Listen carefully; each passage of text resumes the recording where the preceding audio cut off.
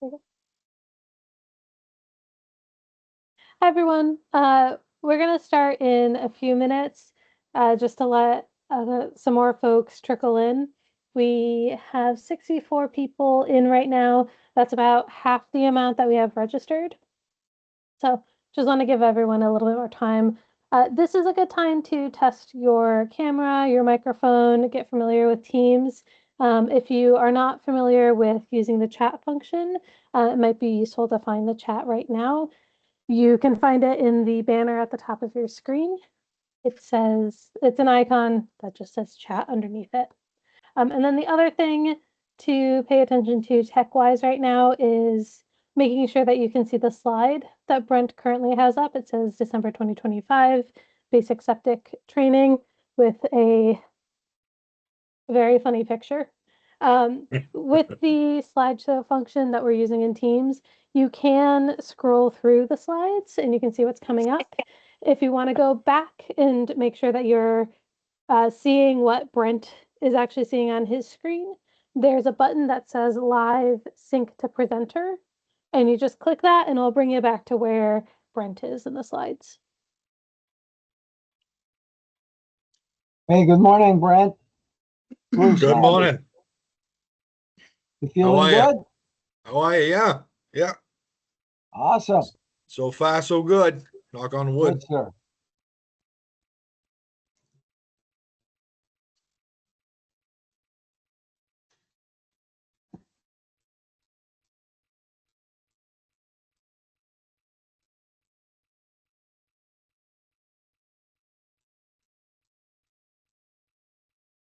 Yeah, Eli commented on one of the chat things before. Minus 12 degrees in northern Maine, huh? Ew.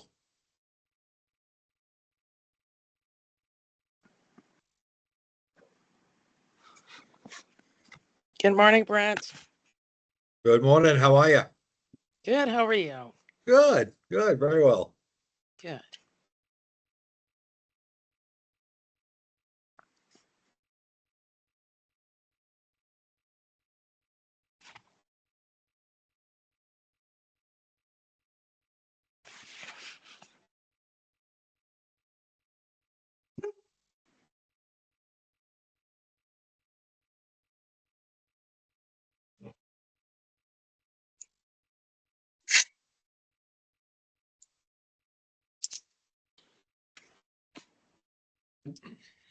I just put this in the chat, but if you have multiple people viewing on one screen, could you please shoot me an email with everyone who is attending and their emails? I just need that for issuing certificates later this week.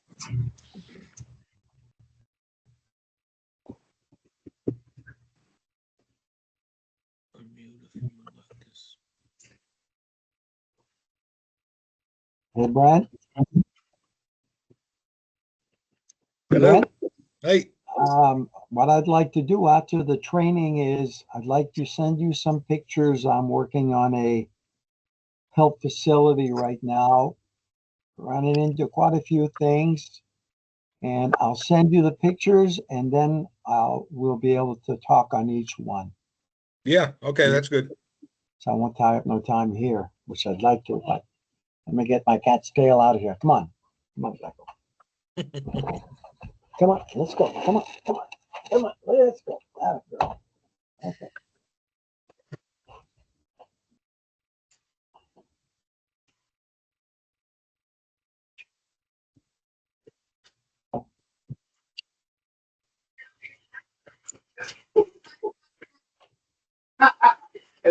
Okay. Hey. Again.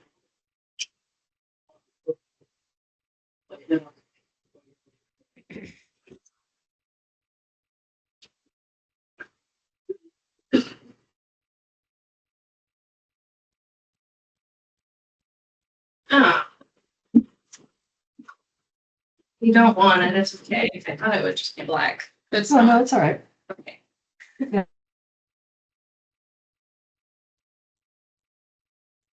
Good morning, Mr. Lawson. Happy Monday. Yay. Happy Monday, Mr. Arsenal. Remember, no Monday, no Friday, so we need the Monday. Yeah, that's right. Exactly.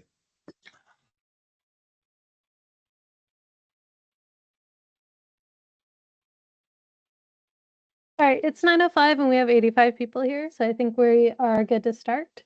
My name is Eli Pellegrino. I help process the permits for the state along with Barrett Cosgrove, and I will be keeping an eye on the chat today and the technical portion of the webinar, but you won't see me too much outside of that. And Brent, obviously, is going to be the presenter today, and I will hand it over to him. Good morning. Hopefully everybody's well. So we're going to start right now, I guess. So as you see, we have a stool sample. So basically, my name is Brent Lawson. I'm the state site evaluator / plumbing inspector. What I do is I oversee the site evaluators and the plumbing inspectors, and I'm responsible for approving or denying variances to the subsurface wastewater rules.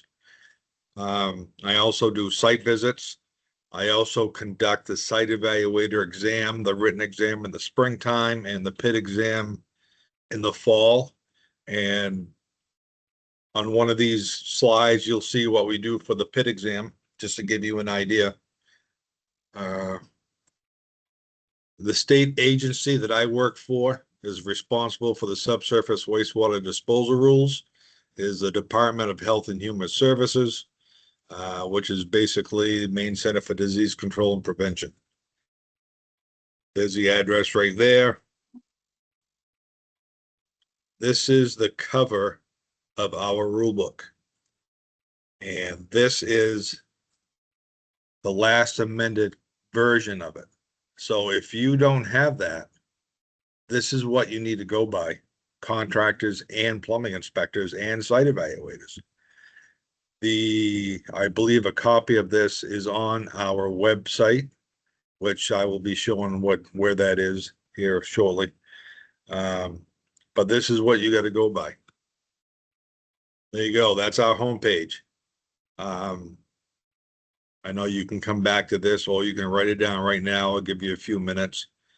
But yeah, this was all adopted. We're going to go over in a little while what the rules changes were in 2023. So, and since this is 2025, this has been in effect for 2 years, and there's still quite a few people who don't know. So that's why we're putting this on there too. So the code is the state of Maine's minimum requirements. Basically, what that means is a site evaluator may design over and above whatever the design requirements are in the code. So for instance, if a 1,000-gallon septic tank is needed, the site evaluator is within their authorization to design a 1,500-gallon septic tank. Or if it requires 12 inches of stone, maybe the site evaluator will design 15 inches of stone. That doesn't happen very often, but this is why you also need to pay attention to whatever the site evaluator designs on the 200 form, because it could be different from what the rule book says. Now, the site evaluator can't be any less stringent, more stringent than the code book is, as well as the plumbing inspectors with their ordinances. As long as they're, more stringent than we are, and that's fine. If a specific rule is not shown or noted on the HHE 200 form, for instance, like risers, the rule still needs to be followed. So basically, what you have is a septic tank, that's a top view of it, and then there's a side view.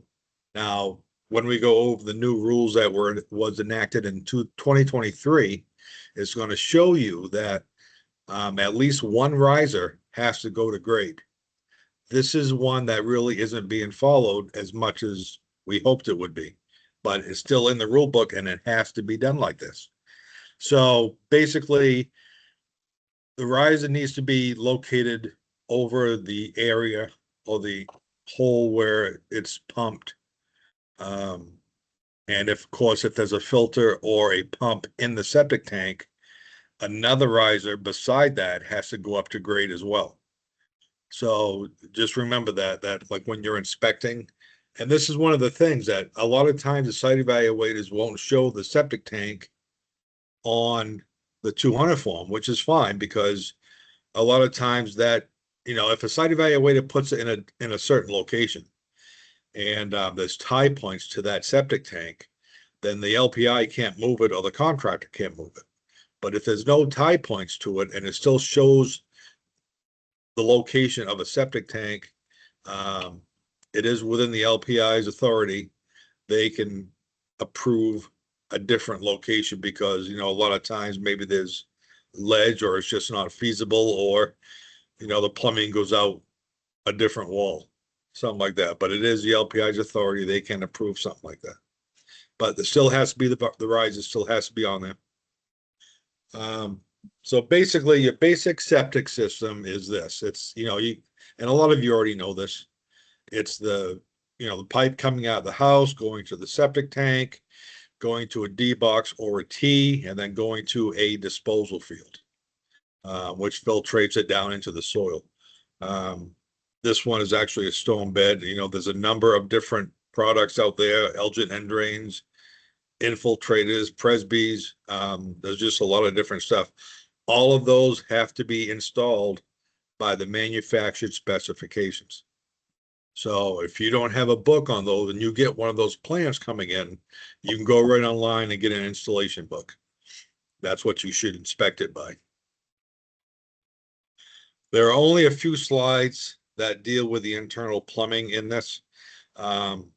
Some may, well, the reason why is because a lot of it may affect the contractor, the different things that they are doing that they shouldn't be doing.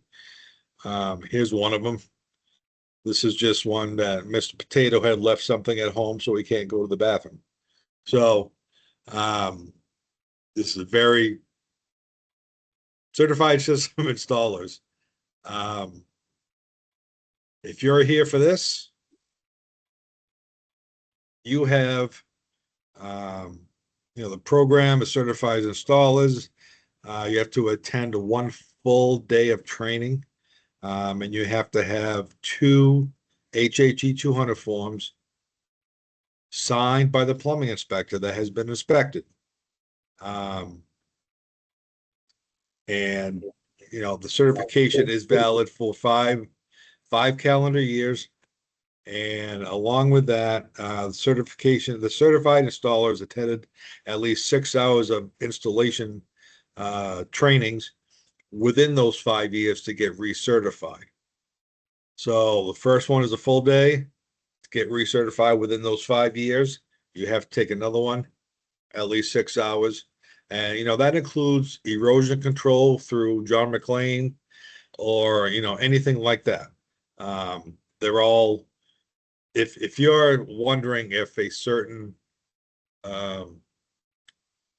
program offers credits towards your certification, then just give me an email or just give me a call or something like that, and we can go over it. The first inspection is waived with prior LPI approval. Now, this is why, of course, most of you get the certification, is so you can just waive the first inspection and keep on going. But that has to be approved by the plumbing inspector first. And in order to do that, that's a renewal right there. We just went over that. This form plus 2 signed copies of page 1 of the HHE 200 form. This form, which is on our website, has to be emailed to me along with those 2 HHE 200 forms. If you don't do that, you won't get certified. This is what we need for verification that you did what you did, with the program and all that stuff. And it also has your information that we need for our database. So, a handful of people from last time said, well, I didn't get my certification yet. Well, did you, mail in what you're supposed to? Well, no. I said, well, that's why. So make sure you mail that form in filled out. Well, email that form in when it's filled out, along with 2 HHE 200 forms. And that'll get you where you need to go. Final inspection must be signed off. This is important as well. This is a form that, again, is on our website. And that has to be signed by the plumbing inspector. This is to allow you to waive the first inspection. If this isn't on file with the plumbing inspector and the contractor says, well, he said I could do it, and the plumbing inspector said, no, I can't, we have nothing to go on because you did not sign this, you didn't fill this out. As far as our department goes, like I said, we have nothing that proves he said that. This backs up the contractor and the plumbing inspector, and it just allows both of you guys to know what's going on. So this should be stapled to the HHE 200 form when you inspect it. So yeah, I mean, that's all I can say. There's been, numerous times where the plumbing inspector has said, well, I failed it because he covered it up before I could do the first inspection. And then you talk to the contractor, he said, well, he said I could do it. Well, where's the paperwork? There isn't none. So sorry, that's the way it goes. So just make sure you do that. Let's see. Hey, Brent, there are two questions in the chat. One is, how far does Schedule 40 pipe need to extend beyond the house? I usually go to the tank. And the other is, are there any plans to move from a voluntary contractor program to a mandatory contractor certification? That second question, I think that's in the works, and that's what I think would be prominent to do so, but we're talking about it. But the first one is, yeah, Schedule 40 all the way to the septic tank. Now, Schedule 40, basically the reason why contractors do that, I'm sure, as you know, because it's a lot easier. Just one length of pipe, boom, boom, boom. I believe, I'll have to, double check on this, but I believe that Schedule 35 can be done after the 2 feet because internal plumbing goes 2 feet out of the house. And that 2 feet has to be Schedule 40. It's just, it seems to be a pain to adapt that to Schedule 35 to the septic tank, but I believe it's Schedule 40. So, but I can double check on that if you want me to. So the other thing is the contractor is responsible for the whole system as they're installing it and the soil that they're installing it on. So if you go, we got slides with this too, so I'll just keep on going. How to get certified and recertified in erosion control. This is the person and email and phone number of John McLean. He does the erosion controls.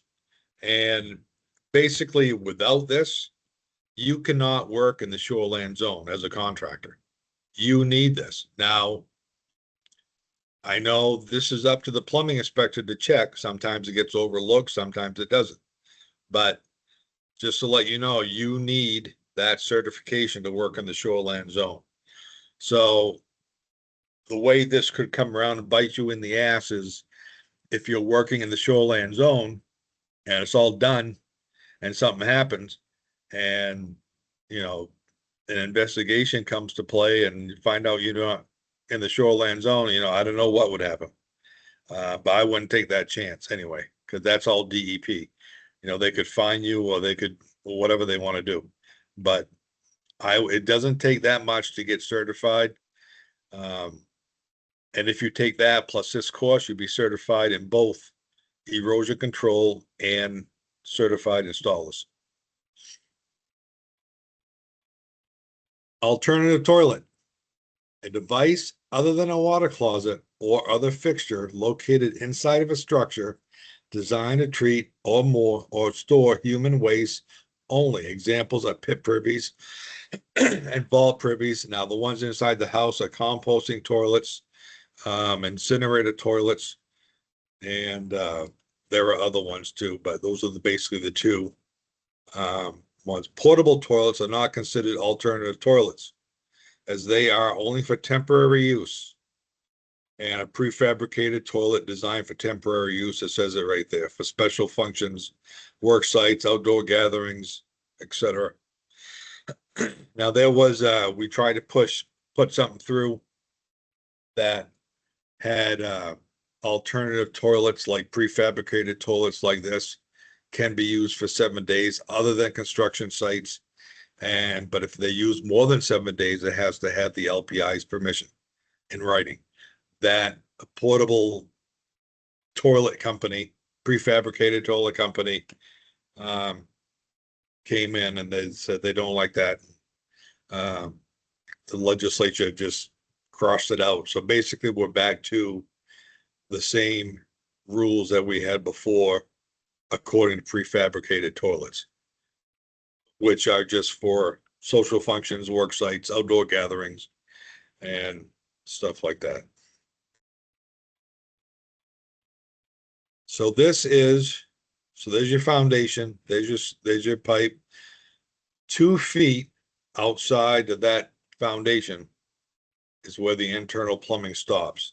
So that's internal, then after that is all subsurface.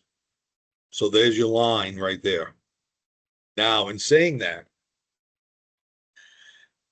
I can't hear you, so I'm just gonna ask the question and give you the answer. Who can put that pipe through the foundation wall?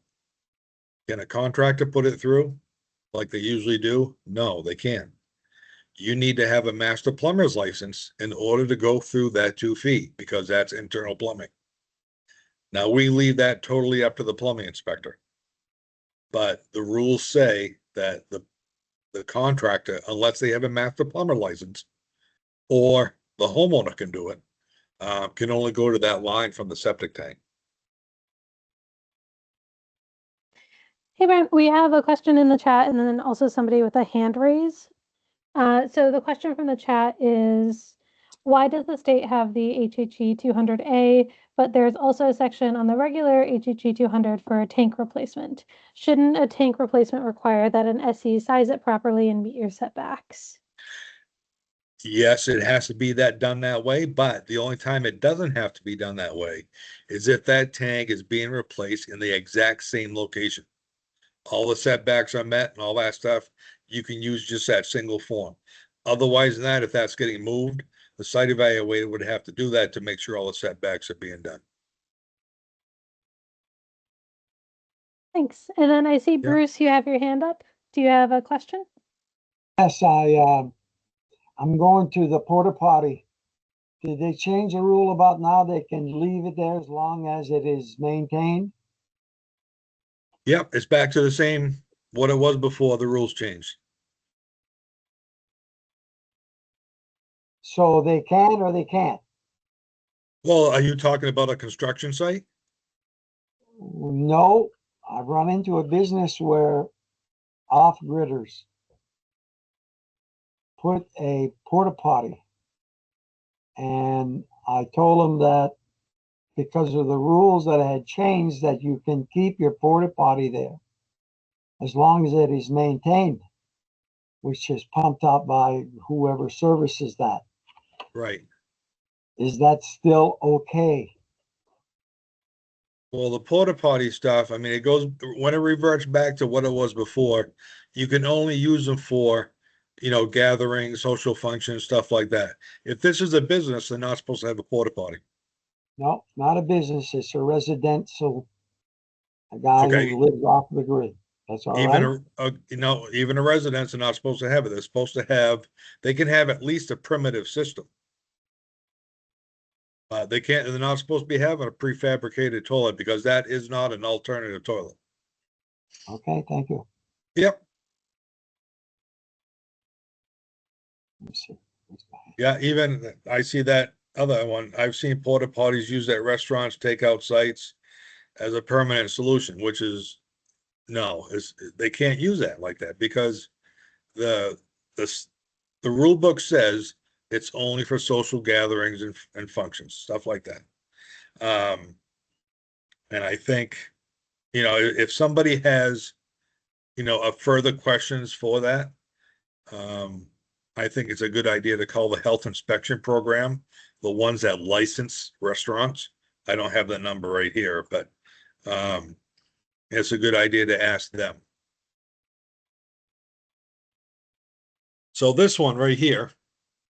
So is this considered internal plumbing or external plumbing? It is within 2 feet, but it's not hooked up to any of the plumbing inside the house. So it's still external plumbing. But still, flagpoling events is not allowed.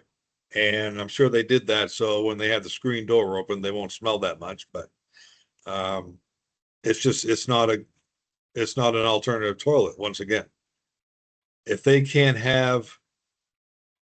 have a site evaluator going to something like this, and the site evaluator can't find soils good enough to put a septic system in, then they're going to have to revert to a holding tank. There's other ways of doing stuff like this. They can't have that porta potty. All right. Hopefully you guys got your volumes up. So.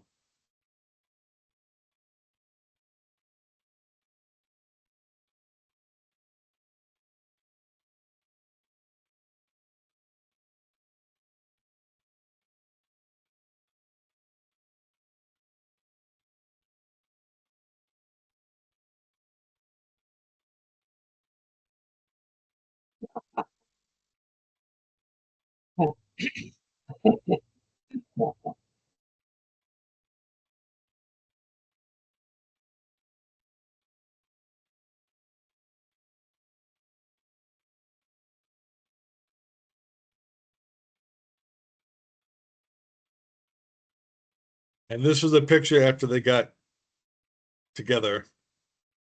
Oops, I don't. What they all looked like after that happened. So they're all little Smurfs now. Oh, spray irrigation. There you go. So before we have an installation, we must have a design.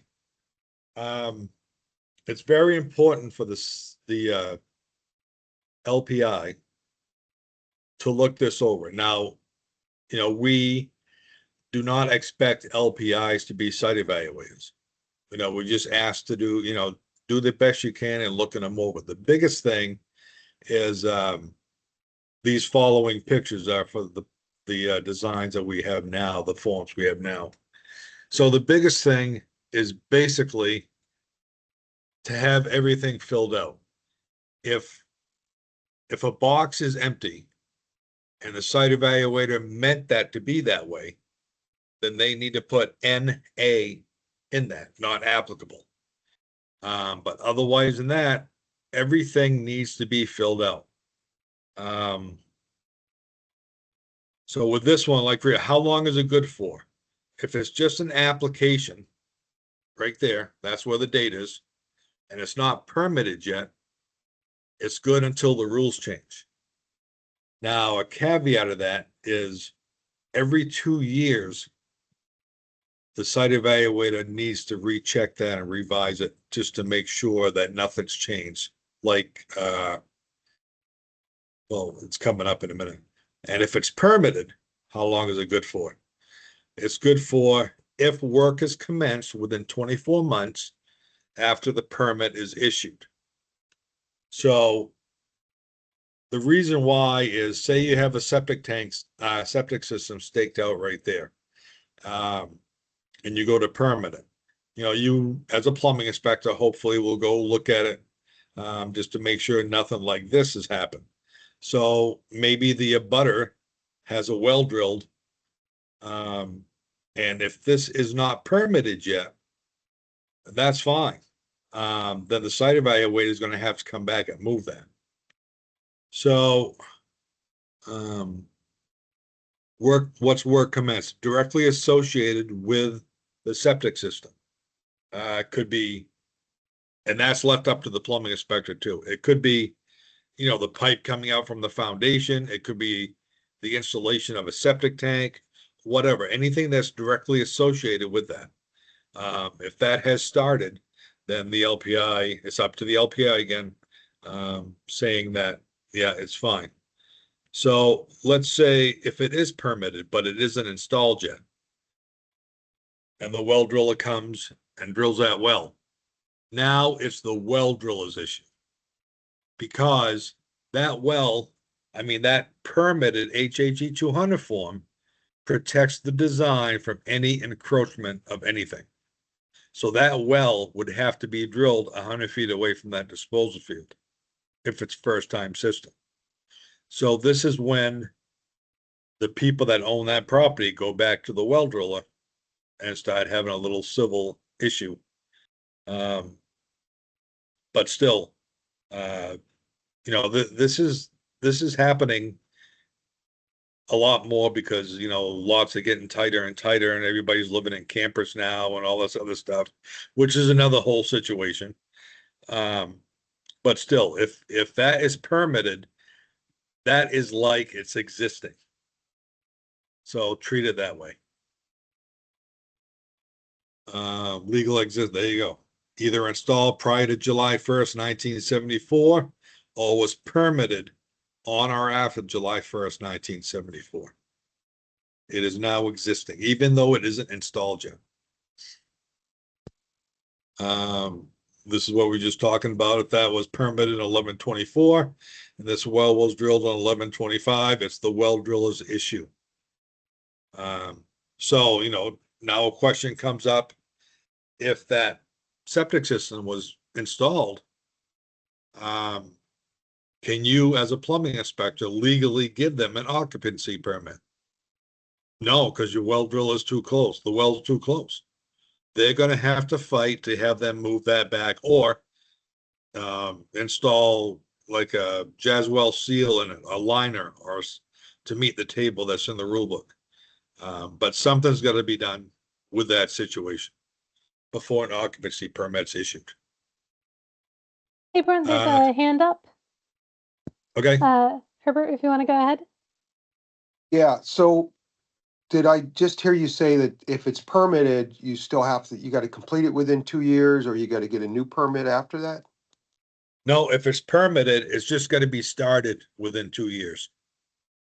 And if it's No. not, It doesn't have to be finished. If it's not finished within those 2 years, that permit goes on forever until that gets done.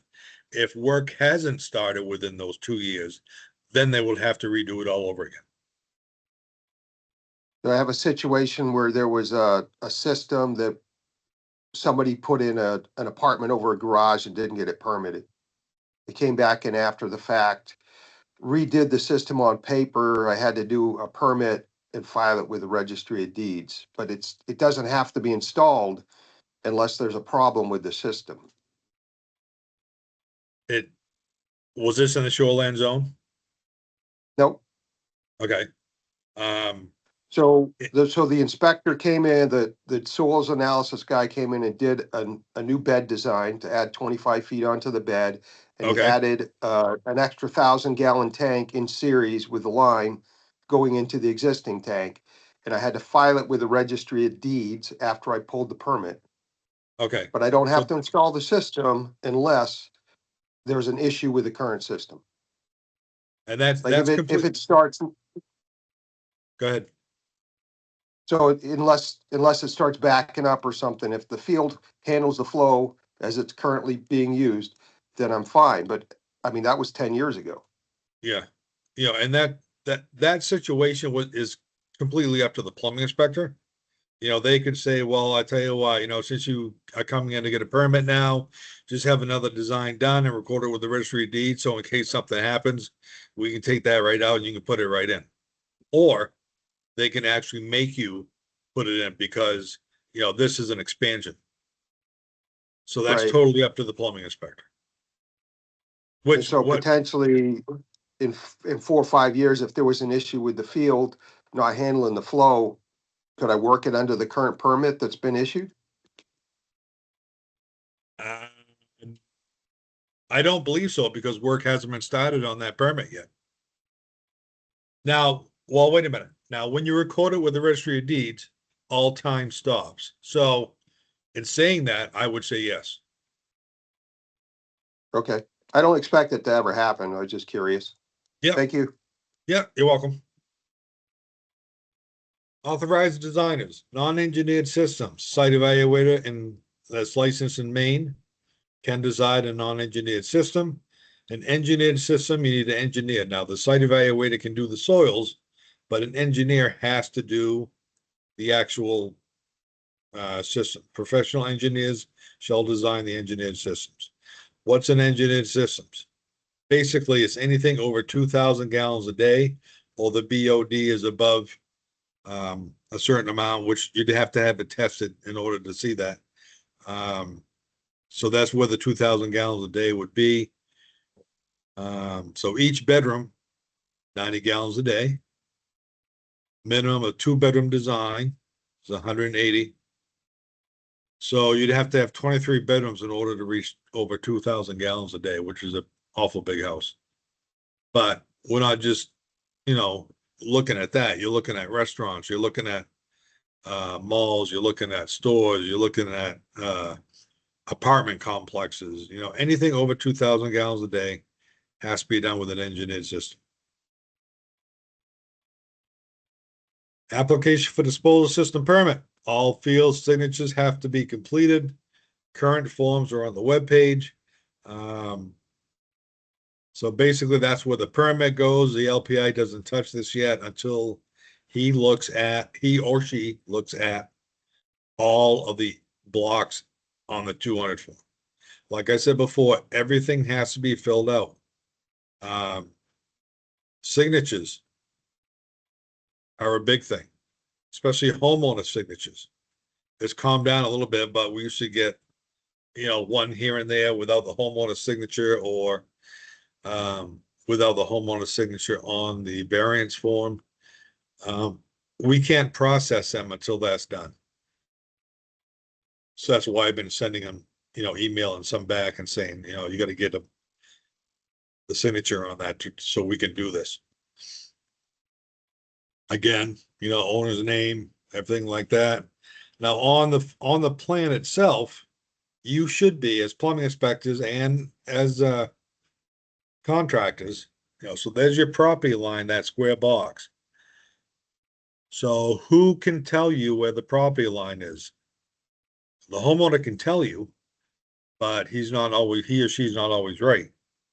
The only person that can tell you where the property line is a surveyor. So if there's a question, it's not up to the plumbing inspector, really. It's not up to the site evaluator because they go on whatever the homeowner tells them.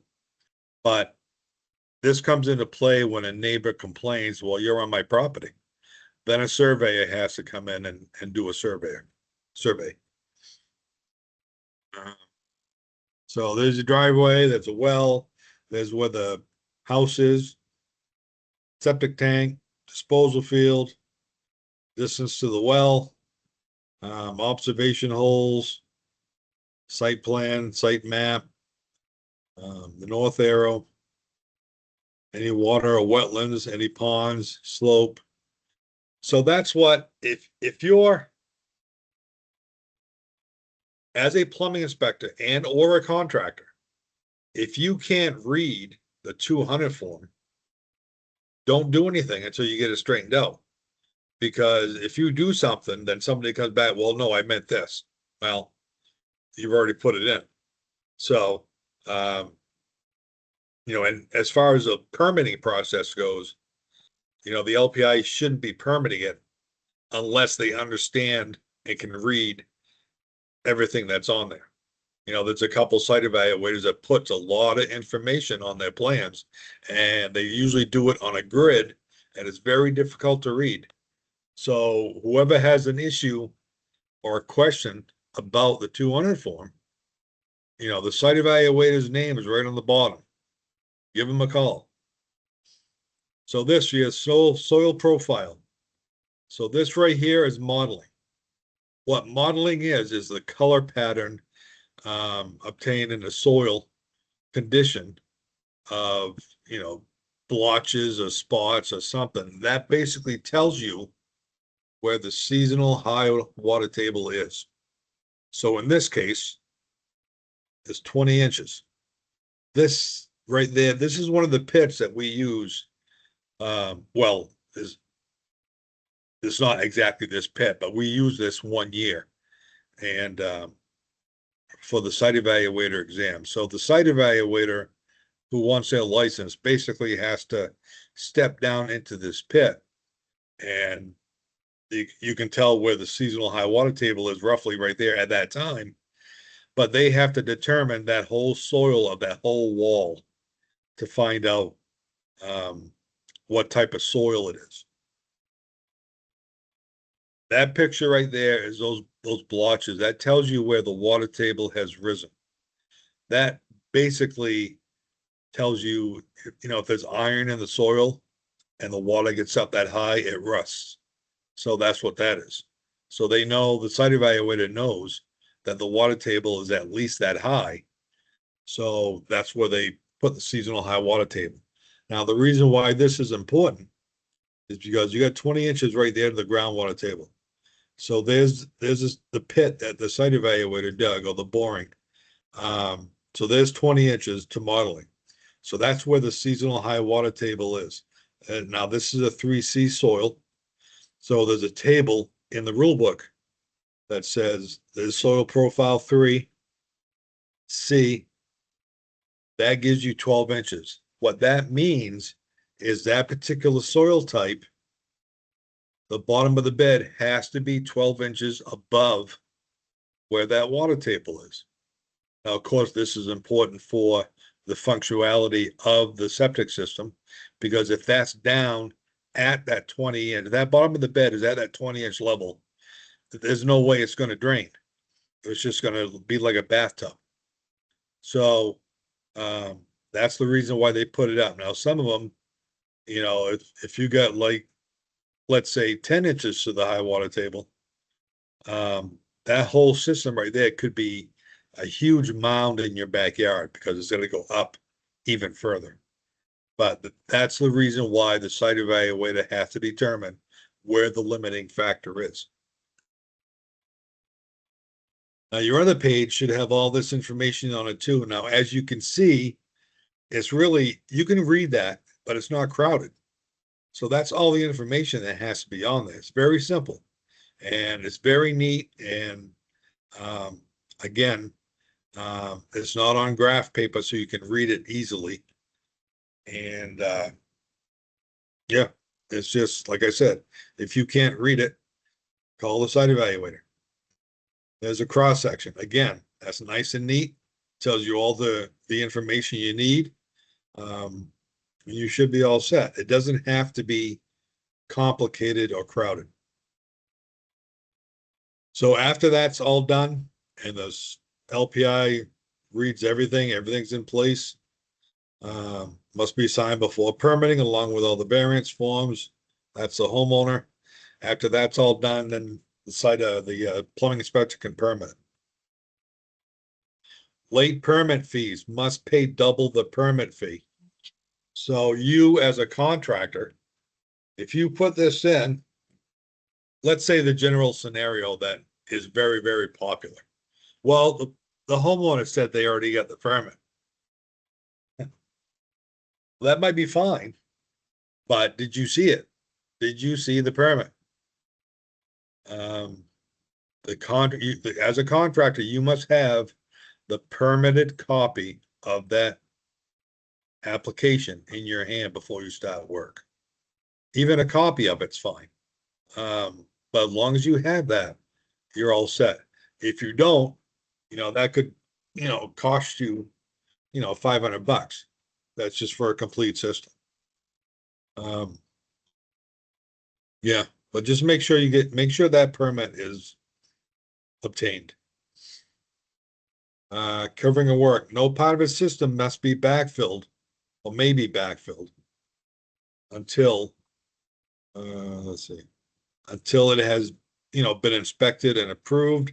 If any part is covered before being inspected and approved, it must be uncovered at the discretion of the LPI and at the expense and risk of the homeowner. So if that's going to be uncovered, I don't think the homeowner is going to be very happy with the contractor. And if the homeowner's only paid you half up front, it's going to be a lot to try to get the other half. So just make sure, the plumbing inspector, you call the plumbing inspector when you're ready, and the plumbing inspector comes over and signs it, and everything's fine, then you won't have an issue. That does not mean this.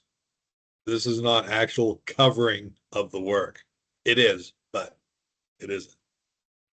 So let's say the reason why, inspections get done is a lot of times, these pipes, people, maybe the contractor ran over it, or, I don't know what happened. Maybe there was a void in that green pipe since it's curved like that. Maybe there was a void that wasn't compacted that good underneath that pipe. And then it just settled in as the ground settled and just caused a problem. So this is basically why we get inspections done. Excuse me. So this was during a third-party inspection that uncovered this, and this was the issue. And it's just everything was backing up into the house. And I think this was only like 2 years old, but still, it's an issue that the homeowner or anybody doesn't have to have. This is, I want to show you this one because there's a picture after it. This is a P-trap, and it's hooked to the brass part on the floor up above it to a shower. The water comes down through that drain and goes in the P-trap and it goes down the pipe. But a certain amount of water stays in that P-trap in order to not let the odor from the septic system or the public sewer system to get up into your house. That stops it right there. So again, the reason why these get inspected, this is an outside shower being piped into the existing disposal field. As you can see, this P-trap is sideways. It's not going to hold any water. So all those fumes from that septic system is going to come up right through your shower. And then, later on, after the slab's poured and the homeowners live there for a little while, they're going to start smelling something, and they're going to call the contractor back, blah, blah, blah. And the cement slab's going to be dug up and jackhammered, and it's not worth it. Just go take a look at it. And because you're going to find stuff like this all along. So here's a malfunction. This is an older malfunction. Let's see. Just looking at the apply that good forever. I know a contractor that didn't like the septic design he got because the system was on top of a ledge, and he wanted the system to a foot lower. So he pulled the ERP and nailed it into the tree a foot lower. And because the plan did not identify the height of the ERP, there was no way to identify the system was altered. So that's a good point. So when you're reviewing this, there's a place on the form, on the 200 form, that shows you where the location of the ERP is, which is the elevation reference point. On that, it should also state how far above grade that ERP is.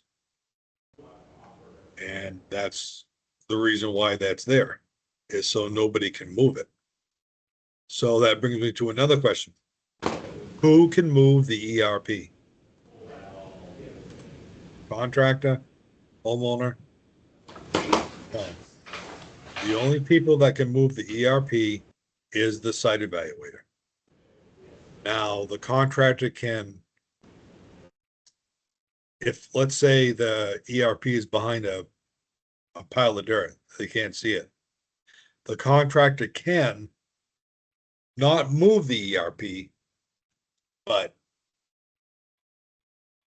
get not a survey, but move it over enough to a different tree at the same level as the ERP is now as a location mark so he can finish his septic system. But that original ERP cannot be touched, cannot be pulled, cannot be moved, nothing. That has got to stay there because of this. Everything depends on the ERP. How is a plumbing inspector going to, inspect it if the ERP isn't there? If they cut the tree down, the ERP is on. They have to call the site evaluator that designed it to go and reestablish the ERP. And that's the only way they can do it. Let's see. So this one wasn't scarified. As you can see, the house is not a shack. It's a pretty expensive house. And this was within the first year. You can see all the big rocks in there, which isn't supposed to be there. There was a lot of issues done with this. I don't know what happened. I don't know if the plumbing inspector actually inspected it or whatever, but there was an issue and this is what happened during the issue. This is just overloaded. What happened here was this was I think a 3-bedroom house, and they installed an apartment above the garage. And of course they didn't. This is one of those towns that didn't have a building code. So they didn't need anything. So they went ahead and did it, got the building permit and all that stuff. They never took care of the septic system. Well, there you go. Boom. That's what happens.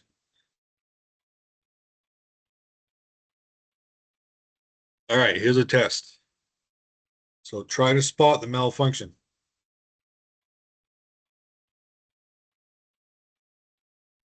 If you can't see this, you got a problem. So yeah, this whole thing right there, which is where the septic tank is, just didn't flow anymore. Fuel was clogged up, started coming up out of the tank, and there goes the camper. Shower, outdoor showers. You can have outdoor showers. That's not the problem. The problem is they have to be hooked up to a legal means of disposal. They have to be either hooked up to a septic system, or well, usually an outdoor shower would be on a septic system anyway, because if it's a public sewer, I don't see many in the city.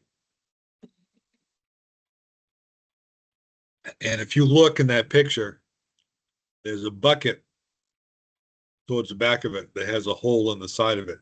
That went to something. We don't know where it went to, but it went to something. So yeah, they have to be hooked up to a public sewage disposal system. Here's another one. This is, the gang showers for when they come out of the ocean for the water and just so they can hose off, which is fine. But again, they got to be hooked to a,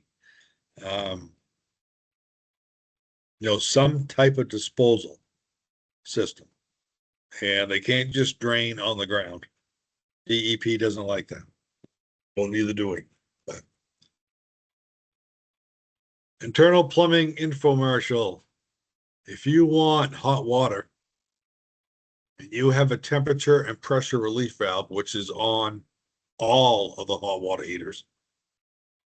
Hot water tanks, excuse me. What a temperature and pressure relief valve does is if the water heater gets too hot or builds up too much pressure, that is meant to go off so it won't explode the water heater. So this is what happens when you cap off the temperature and pressure relief valve.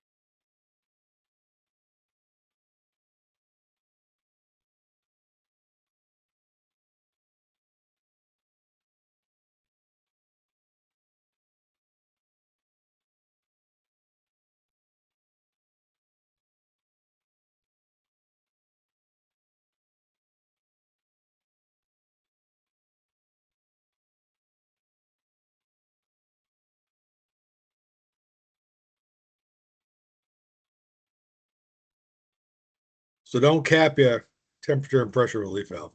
That's not a good thing. So basically the rules govern all subsurface wastewater systems. No person may erect a structure that requires a subsurface wastewater disposal system until documentation has been forwarded to the municipal officers that the disposal system can be constructed in compliance with the rules. Now, this means not only does, say somebody goes in for a building permit and they have the application for the septic system. The application doesn't mean it complies with the subsurface rules. That plumbing inspector has to look at it and permit it. So that gives them the permit to work on the septic system. And also it tells everybody that, yes, it's permitted, it complies with the rules, they're good to go. So this isn't just an application. Before they get a building permit, they got to have that permitted. That tells everybody that it's okay.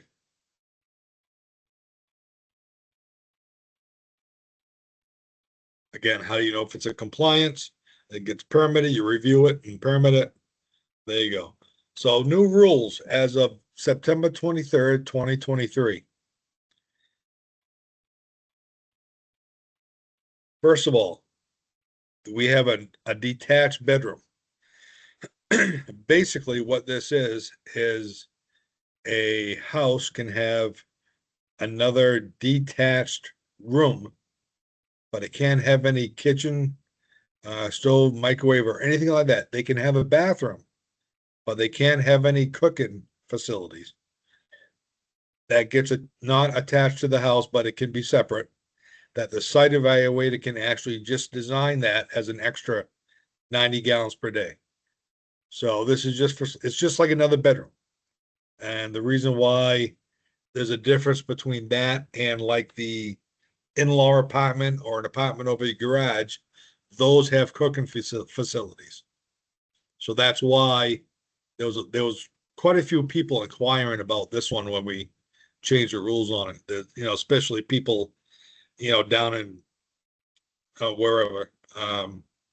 But they wanted to do this, and some of them had done it already, so it didn't hurt anything. So as long as they have the gallons per day, and again, the major and minor expansion comes into play. If it's just one bedroom, it's a minor expansion, so they can record the design with the registry of deeds. If it's another bedroom, they can't have more than one bedroom on this. But if they add another bedroom in the house plus this, that's a major expansion, so that would have to be installed. Now, the only time a minor expansion would have to be installed is if it's in the shoreline zone. That's going to be done.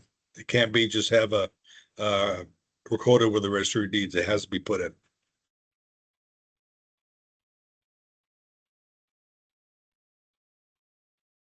Again, another one. Prohibitions. No portion of a structure is allowed to be located on or over any part of a disposal system. Now, the disposal system is the building's sewer, septic tank, effluent pipe, disposal field, and/or pump station. So there's a foundation, there's a house. Somebody goes to build a deck. Well, let's say there's a deck already there and the septic site evaluator comes to design a system.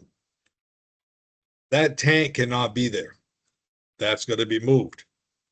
And, the distance between the tank and the foundation for a first-time system is 8 feet. For a replacement, it can go down to 5. So that shouldn't be there anyway. You cannot put any type of a subsurface wastewater disposal system component within 2 feet of the structure, because that is considered internal plumbing. And internal plumbing do not allow septic tanks or anything like that.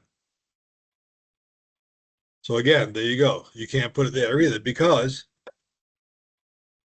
from a no full basement, like a post, it's the same thing, 8 feet down to 5 feet.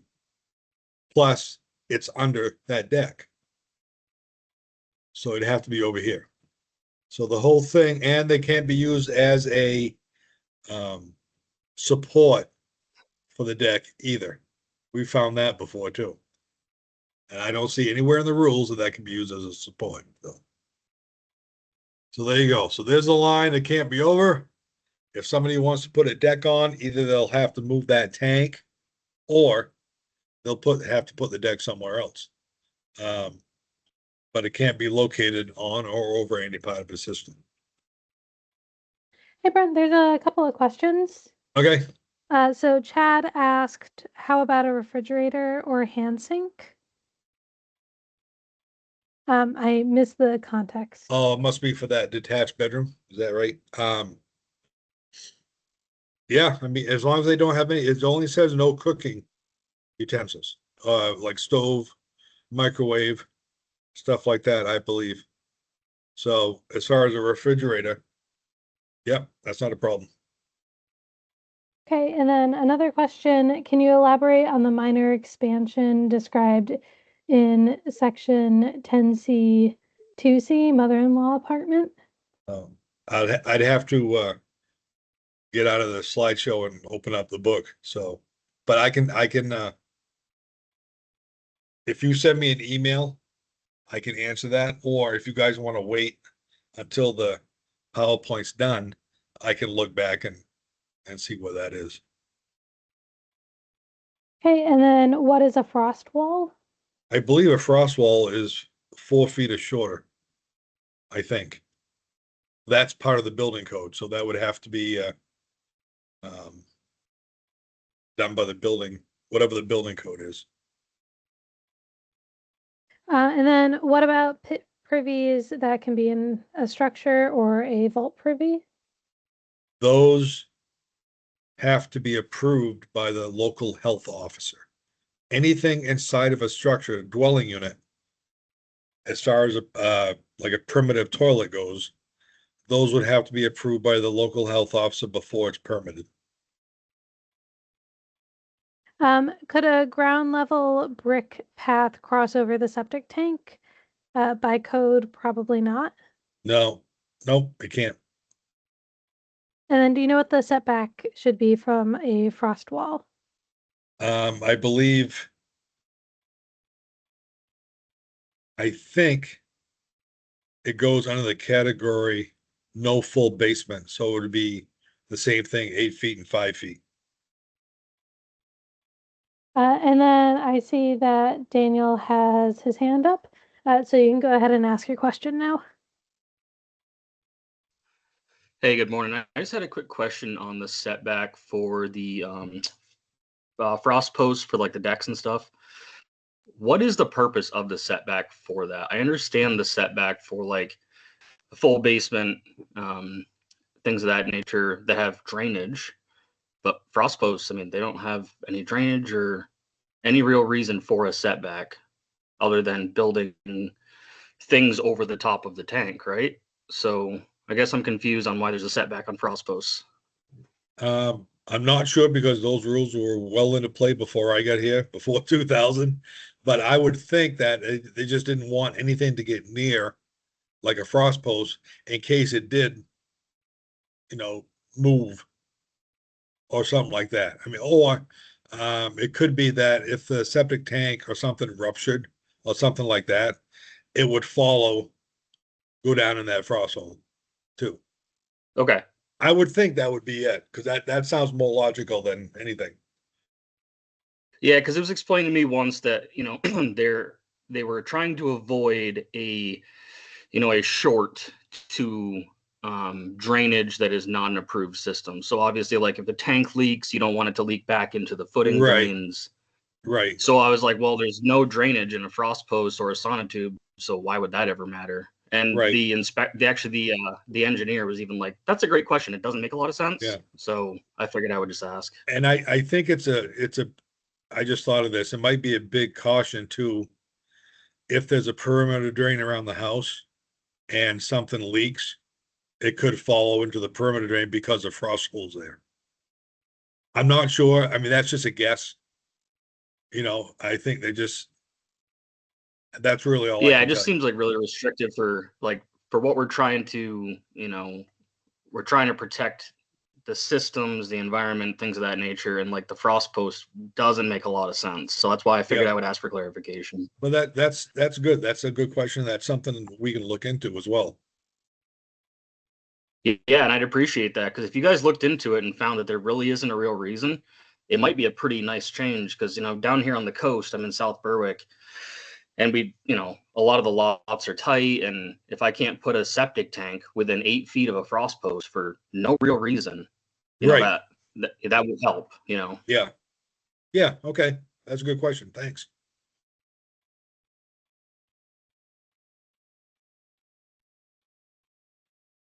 And then we got another question in the chat.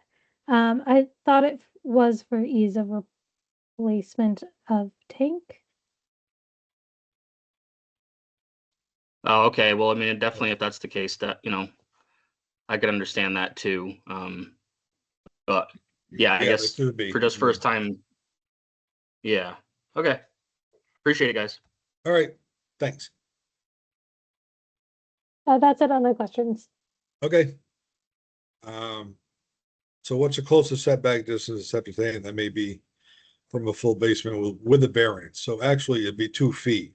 So you can get to a full basement with a septic tank, just down to 2 feet with a variance. And of course, why? Because that's internal plumbing, where if it goes any closer. So here's a septic tank. This was ready for a first inspection that I went with on a plumbing inspector, which of course didn't pass.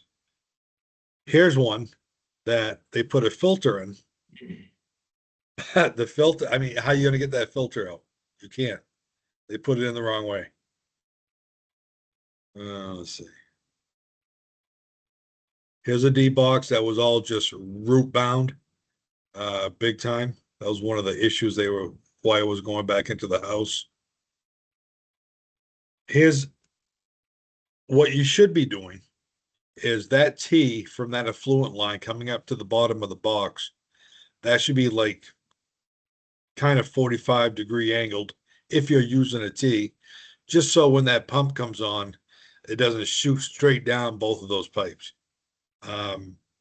Or you could just put a 90 on there facing the the back side of the D box, just so it fills up. But yeah, that doesn't really get them evenly. So if the D box can fill up nice and slow when the pump comes on, hopefully, as long as those distribution pipes are where they're supposed to be, it'll go good down both sides of it.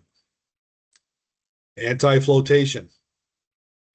Septic tanks do float. There's a picture of one right there that I saw. So, especially of course when they're empty. That's a highlighted rule change. Here's your rises. So if you only have a two compartment, well, not compartment, but a 2-hole septic tank, it's supposed to go, the rise is supposed to go where they facilitate the pumping. So it can go either one of those, but it has to be to the surface to grade. Other facilities has to be to grade too, like a restaurant or something like that. Now, the reason why we made this so it goes to the grade is so, first of all, it's a lot easier to find where it is. Second of all, it's a lot easier for the septic pumpers to get to, so they don't have to dig up a lot of stuff because that only costs a homeowner that much more money. It's just, I mean, they could put like a flower pot on it or something like that. They just can't cover it up with, soil than grass over it. But if that happens, it's, way beyond our control, because as soon as a septic system is inspected, it's done. So this is where, if the septic is inspected, it's completed, it passes. And then later on down the line, somebody wants to put an addition on their house and it encroaches onto the septic system. The building code should cover that they can't be that close, especially if they adopt the subsurface as part of the building code. If that happens, then they're going to have to either get the site evaluator that designed that to do a variance for that, for a full basement or a slab or whatever it is, or let's say it's a septic tank, they're going to have to move the septic tank.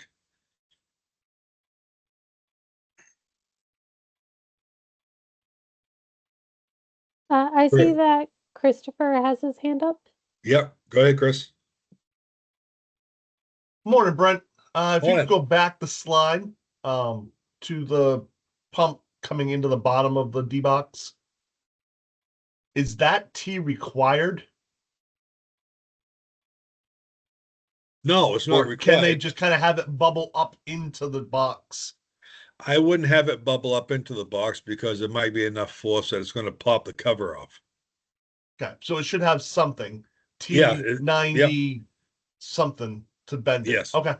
Exactly.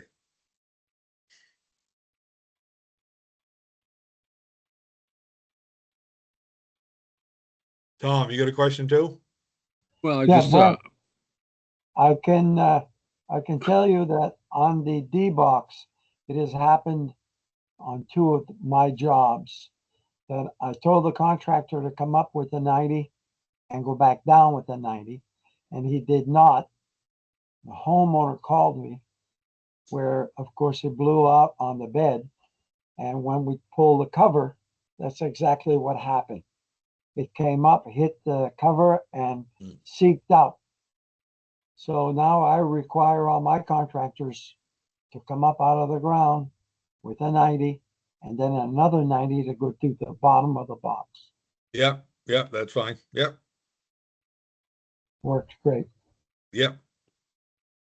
yeah, this is the other Tom. From experience, I've found that appears to be the small size D box, and I've seen them fill up and unequally distribute the flows, various legs. So whenever I do a pump system, I make sure it's a full size standard D box and not one of these little boxes that could go in the field. It's just an experience type thing. That helps out quite a bit, actually. Yeah, good. Thanks for your input.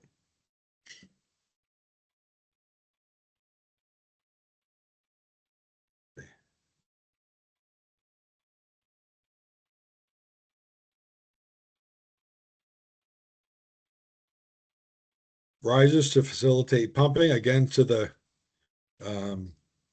to grade. And if there's a filter or a pump in the tank, that has to also go up there. So you just can't put one over the pump and the filter. It needs 2 of them, just like it looks right there. So you need one that facilitates pumping and another one that's over the pump and the filter for easy access. So again, contractors, if this isn't on the 200 form, you still have to abide by the rules and you got to put these on there. So when you go to bid for jobs, make sure you include that in your bid because that's got to be put on there. And the plumbing inspector should be noticing this and saying that, listen, you only got one of these, you also have to have another one in the middle. And that's not only this one, it's also, like right here, pump stations. That's going to have one to the grade. Single tanks that don't that don't have pumps or filters, that's still going to have one that goes to finished grade that facilitates pumping. This isn't this has been going okay. There's still a handful of people out there that don't Put it in the chat. Just put it in the chat. good. Is this something, if you're doing a septic inspection, do you have to have these brought to grade during an inspection? Do you have to require the buyer to install risers or the seller to have risers installed? Well, no, this is just for new installations. And you said the LPI is supposed to be enforcing this? Yes. Okay. Because that's what we do, is we do a lot of septic pumping too, and I can tell you the majority of the new tanks in the area that we deal with do not have multiple risers, and you'll be really lucky if they have them on the filter. Most customers don't even know they have filters. Yeah, right. So Yeah, it's not, it's in the middle of the winter time too. That's the other thing. Like, this is great for that, but the T and the D box thing, when it comes to thawing a frozen line, if you have to disassemble the pump, it makes it tricky to try to thaw the D box having the T on the effluent line. oh, sure. The other thing too is some of these newer required fields require venting to the D box, and we're finding that venting to the D box will allow the field to freeze much easier too. So charcoal filters or lack of airflow, but still allow the venting, but don't allow like backdraft from wind, help tremendously. Ah, that's good to know. Good, thank you. Yeah, go ahead. Did another one have their hand up? I do. Rick, is it my turn yet? Yeah, go ahead. So a question about the risers. So if you've got a tank that's, to me, inspecting the inlet and outlet, especially the outlet is critical to know what's going on. And so if you've got a tank, say, that's 1.5 feet deep for whatever reason, and you don't have a pump, then your primary riser in the center of the tank is going to be the grade with a cover. So there should be a riser, you're saying, over the outlet and manifold up to the 6 inches of the surface is the code, correct? If there's a pump or a filter, yes. Well, that has to be the grade, but I don't believe it said anything about risers that aren't either in the middle to facilitate pumping, Okay. or like say that picture we're looking at right now on the left-hand side. Yeah. So that's got 2 risers on it. Now, if the homeowner or site evaluator would like another riser to the left of that, then that can be the 6 inches of grade. Okay.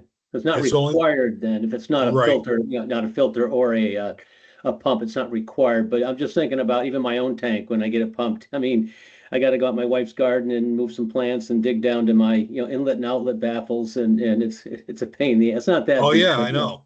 Yeah. I know it.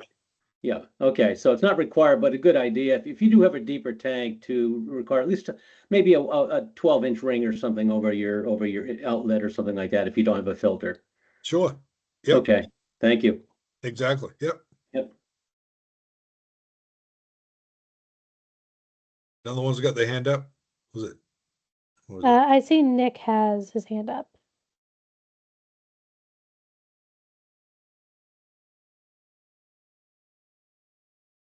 Nick, you might. Yeah, if not, I'll go. I already spoke. Sorry about that.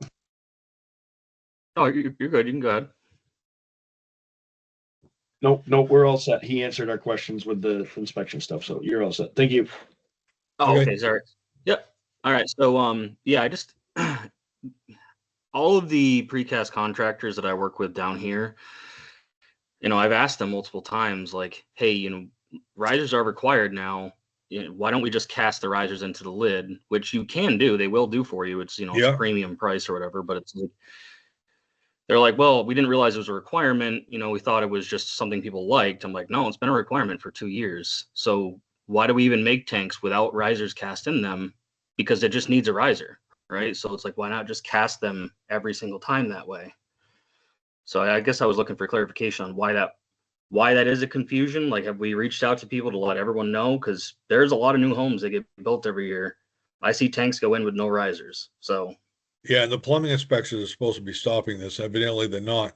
But as far as the risers being casted, you don't know how deep the tank's going to be. No, but and they know that, and they have the extension rings right there at the site. So if I go up to get a tank, I pay for the tank and I say, hey, I'm going to need 24 inches of risers, I can grab a handful of rings on the way out the door. Yep.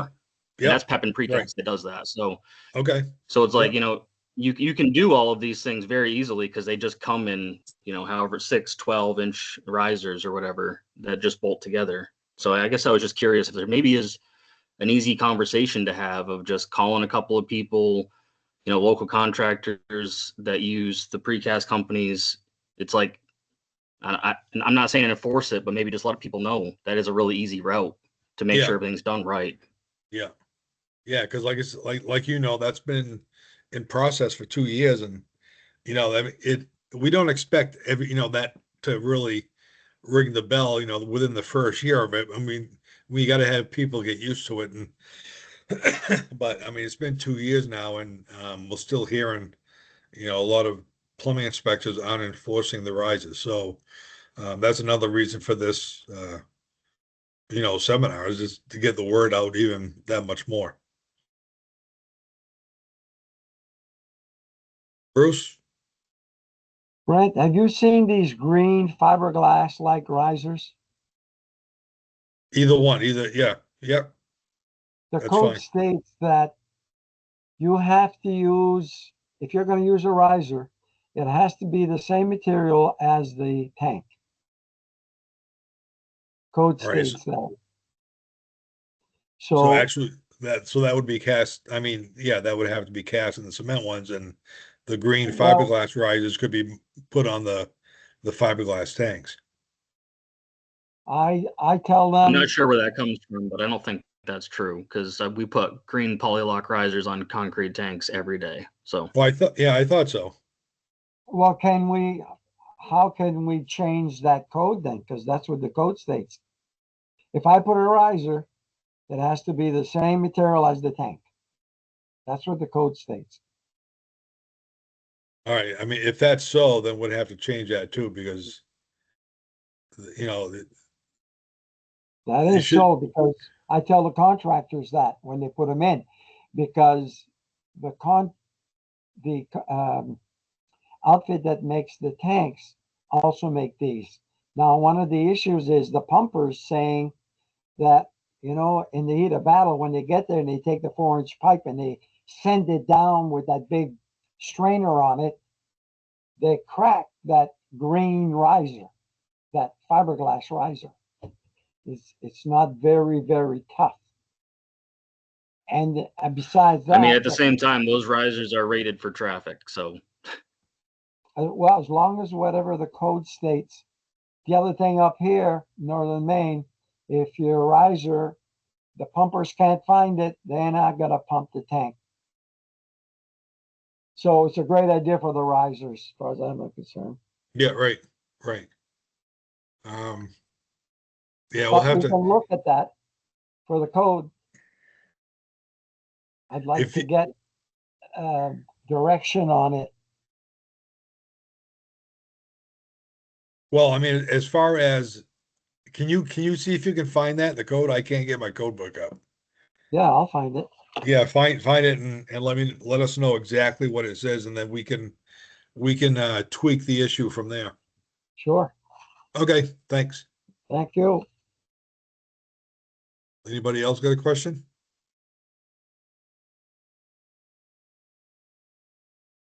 Yeah, I do. Okay, go ahead.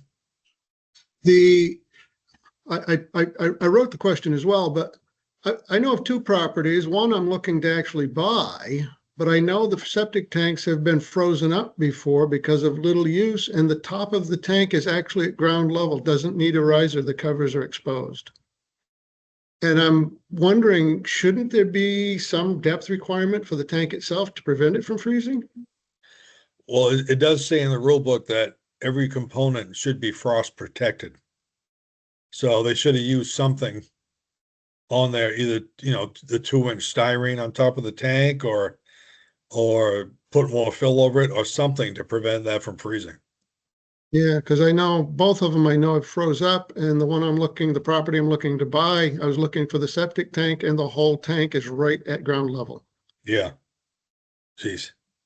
That's, especially when they're not using it. If they're using it, it may, generate enough heat so it wouldn't freeze. But if it's, if nobody's in the house and they're not using it, yeah, that would freeze up very easily. Because I know in this one particular case, a little old lady owned the house, and when it froze up, she just went to the upstairs bathroom, so because that one worked still. Well, worked for a little while, right? Oh, it kept working. The problem is they needed to clean the downstairs bathroom out with buckets Oh, geez. because it froze up. Yeah. Yeah. And, again, you kind of looking at pointing the direction at the plumbing inspector when it was put in, because if it's that close to the ground, they should know it would freeze. So they should have made the contractor put, at least insulation over it or something. Yeah. I mean, I've set them as close as 6 inches, but I've never set one at ground level. Yeah, right. And again, hence comes the problem when, like, somebody's trying to sell the house and they're already moved out. They're not generating anything that's going in the tank, so it's going to freeze a lot easier. Yep. Well, good. All right. Thank you. All right. We'll keep going. So there's that, what was just asked shortly ago, was that extra riser. That can be within 6 inches because that's not part of the code as far as going to the surface. Seasonal conversion. As far as this goes to the plumbing inspection. So as far as somebody coming in wanting seasonal conversion, they have to have, of course, documentation of their septic system. They cannot have a holding tank to do seasonal conversion. They have to, if they have a new system put in or there's an existing system there, they have to meet the setback distances to the limit of the LPI's authority. And that's in the replacement system setbacks.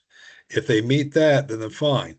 If they don't meet that, like just say, for instance, a well to a disposal field, first time system has to be 100 feet. Replacement system can be 60. So if that well is 59 feet away from that disposal field, they cannot do a seasonal conversion. And then the owners cannot put a liner down that well well, they can, but it still doesn't meet the setback distances. So you got to, make sure you're aware of this as far as seasonal conversion goes. There's the what I was just talking about right in the local variances. A variance that deals with soils is an automatic state variance. Requirement in the shoreland zone is 15 inches of soil is needed. So when a site evaluator goes out in the shoreland zone, which is 250 feet, he's going to have at least 15 inches of soil before he hits the limiting factor, which is either seasonal groundwater or bedrock or whatever. Now that's a first time system. Out of the shoreland zone, you only need 9 inches. Again, first time system. In either one of those instances, if it's a replacement system, they still have to have those, but if they can't, then they write up a variance for it. Which, our job is not to kick people out of their house, so we try to work with them and make it as easy as possible. Let's see. So basically what that's saying, you're inside the shoreland zone and you got 15 inches right there that the site evaluator hit. Outside the shoreland zone is 9 inches. So without a restrictive layer, water table or bedrock cannot be within those measurements.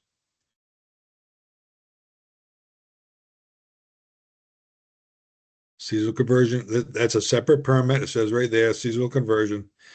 So if they have to have a full system, if they have a new system that if the site evaluator does not know that this is what they're this is what their goal is to get a seasonal conversion permit, then, he could, write up anything as far as the setbacks go and do variances underneath the LPI's authority.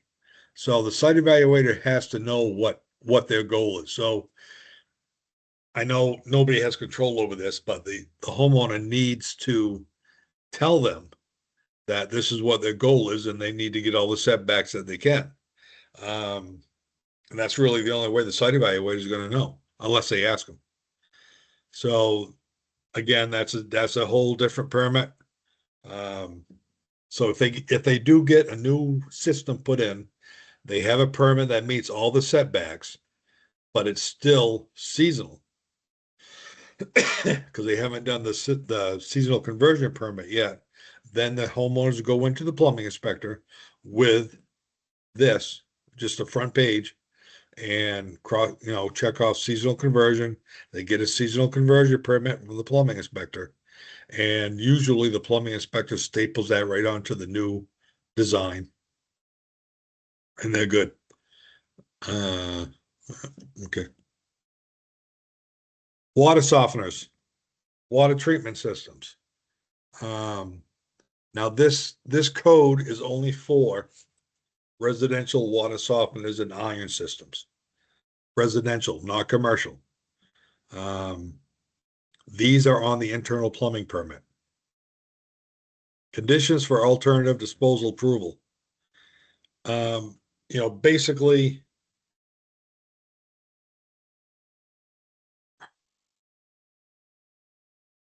go with this one. I'm not going to read each one of these, but this is in the rule book. These are all the conditions. To sum it up a little bit, is the outlet, the drain for the water softeners or the iron systems can be put right outside the wall as long as it meets first time system setbacks, like from the well, which is 100 feet. It can't cause erosion. It can't be in a wetland, stuff like that. It cannot go out the perimeter drain. That's a whole different thing. So it's as long as it meets all of those setbacks, and again, this is for site evaluators and plumbing inspectors, then that can go right out there. If it doesn't meet that, they have to put it into a septic system. Either have a gray water system designed or a laundry system designed for that to go in, or expand their existing septic system so that'll handle the discharge of the water treatment systems. The municipality reserves the authority under local ordinance to require the treatment unit discharged to empty into a septic system or gray water system. So just because the water softeners and the water treatments can be put right out the sill doesn't mean the town's going to let you do that. So whoever's doing it, and I know you got to be a master plumber to put them in. Even the water softener companies, they got to have a master plumber to do that. And so this is more towards them, I suppose, but it's also to the plumbing inspector.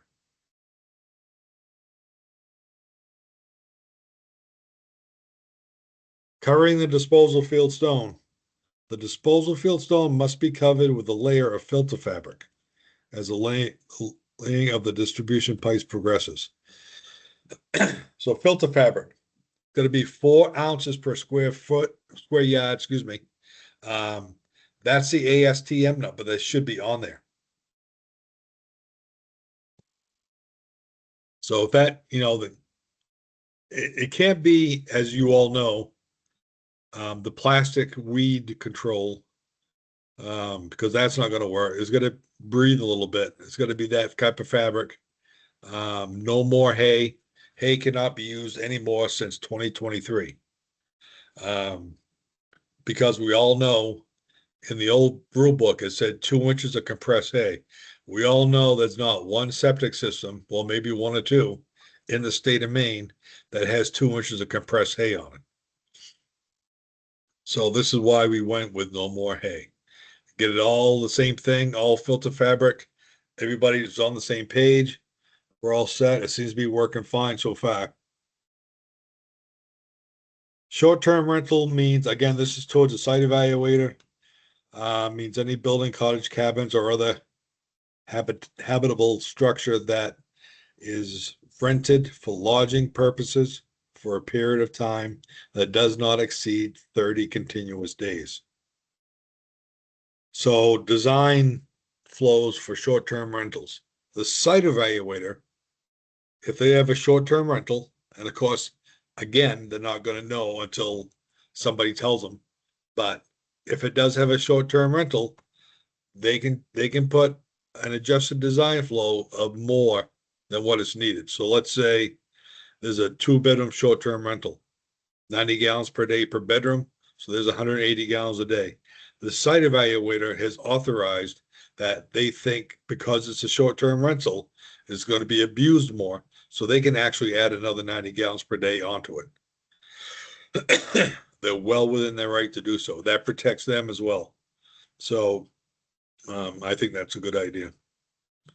Primitive limited systems, again, temporary portable toilets. We already went through that. This is stuff that we found.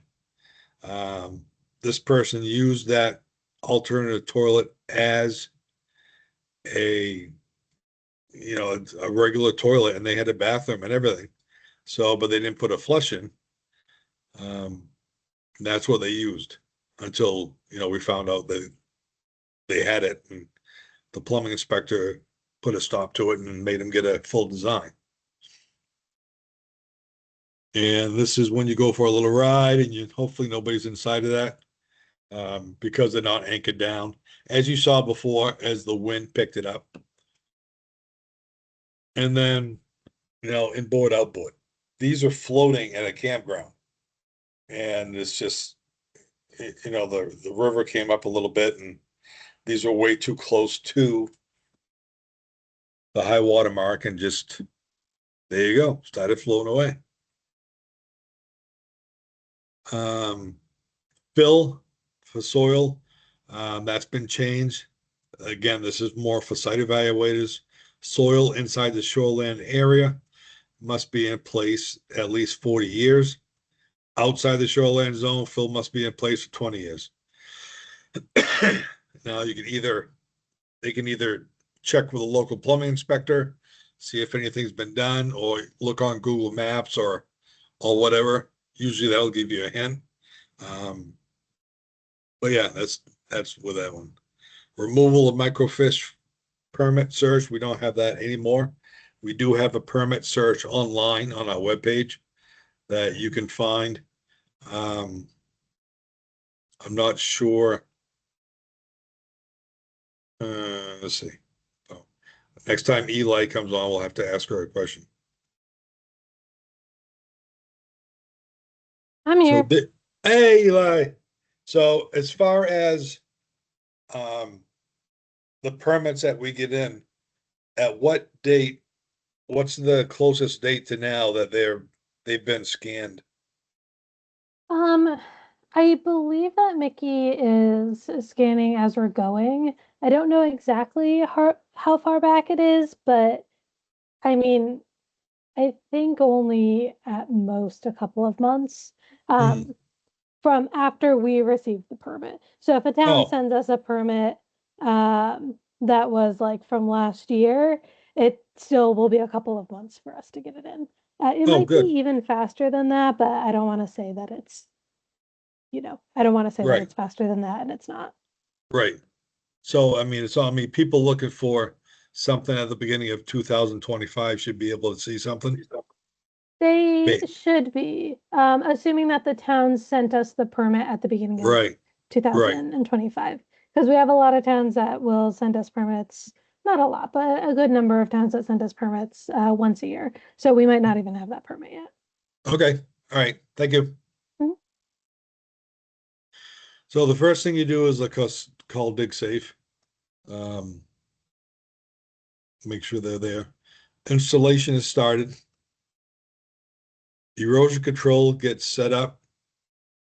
And first step is grubbing. So the area under the disposal area must have the organic soil horizon removed including but not limited to all the stumps and the roots.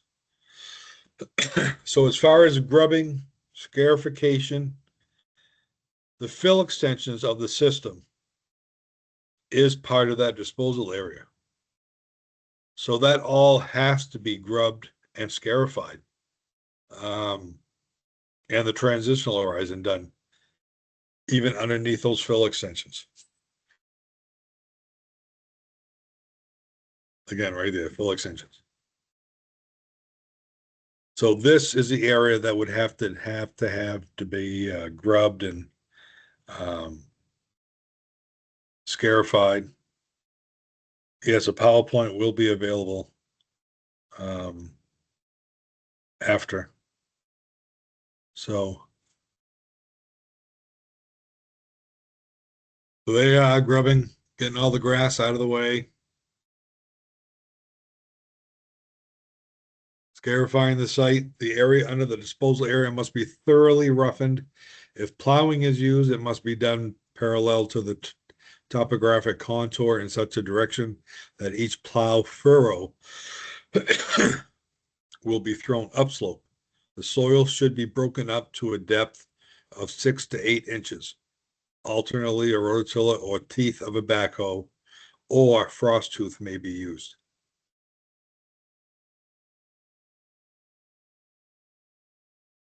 So again, there's another picture of scarification.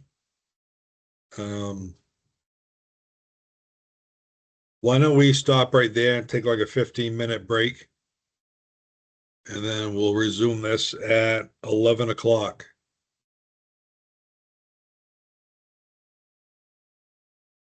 All right, we'll see you back at 11. Okay. All right.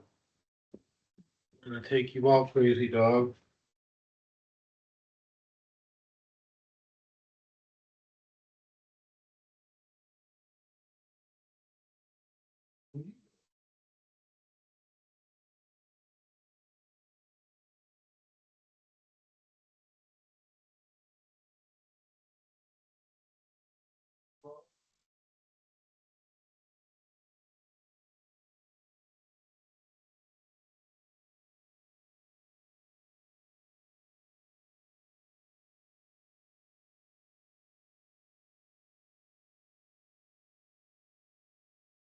Hey, puppy. Hey, puppy dog. Hey, puppy dog.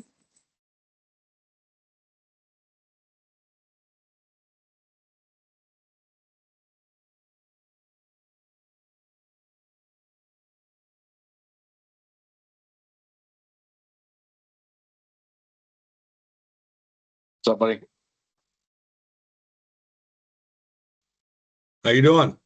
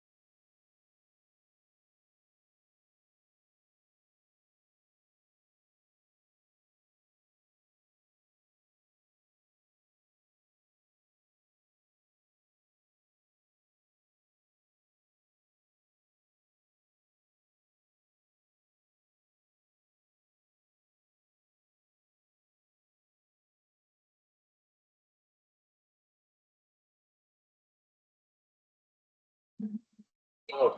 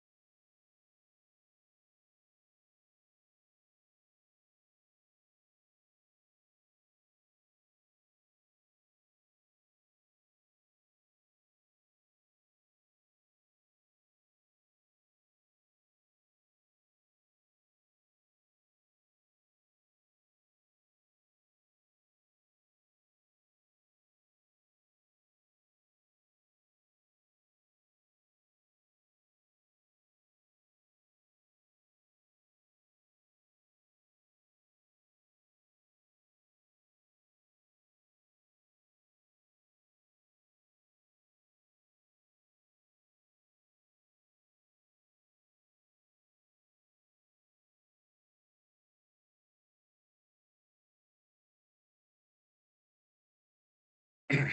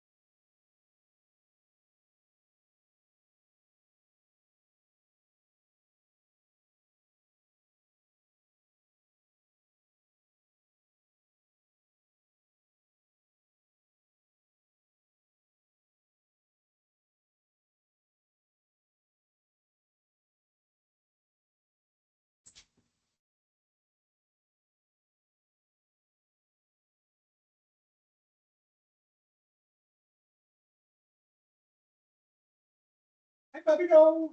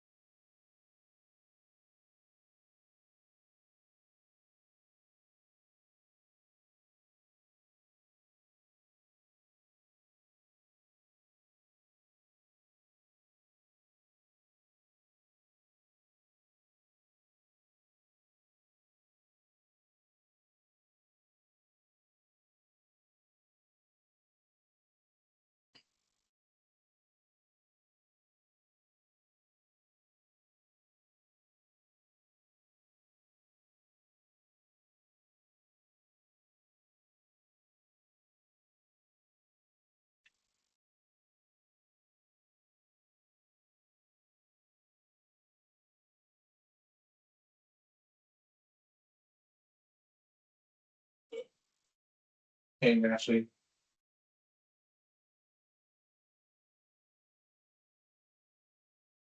Hey, buddy, how are you? I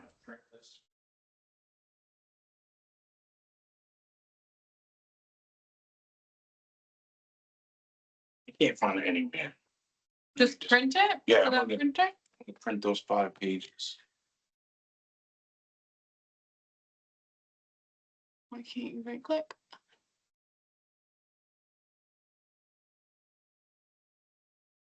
What is this in, Dockware? No, it's weird. Oh, It's out right there, the highlighter. Oh, there you go. Man. whoops. So All invitations? yeah, I guess I'm gonna print off these, and then when I take Hey, the Eli? writing class, send all this fucking shit to him. Yeah. One of the members, Rick, got disconnected. He's sitting in the lobby waiting to be re-let in. I just let somebody in. Was it Robert Haas? Rick Haas, yes. Completely Oh, missed Rick the, Haas. autocat one. Thank you. They changed Yep, them. no I thought problem. they changed all of them.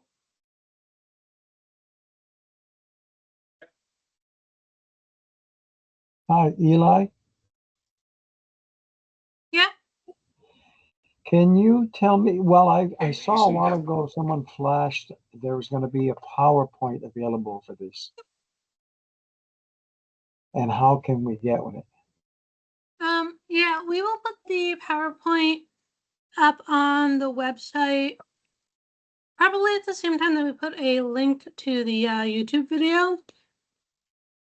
Okay. That is going to be,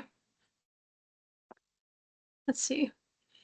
It might be on 2 different pages on the website, but I'll put one of the pages in the chat. And I'll send an email out when all of that is done. Okay. Thank you. Mm-hmm.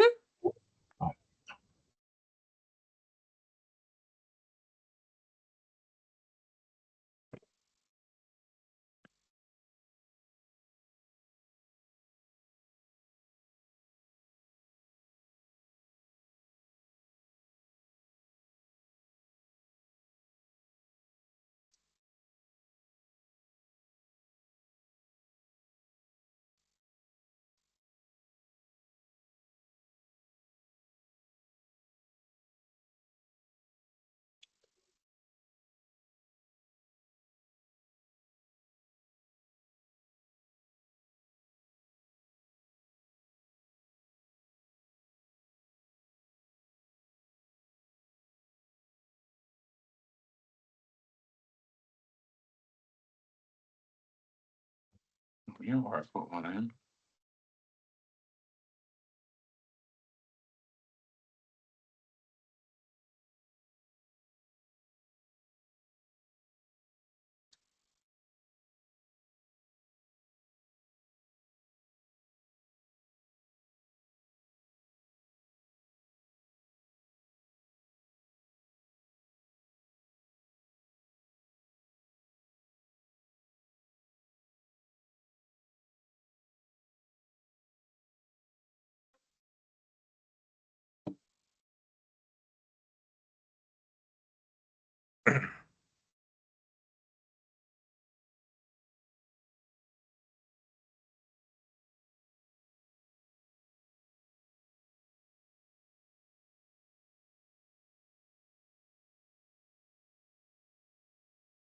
And we are back.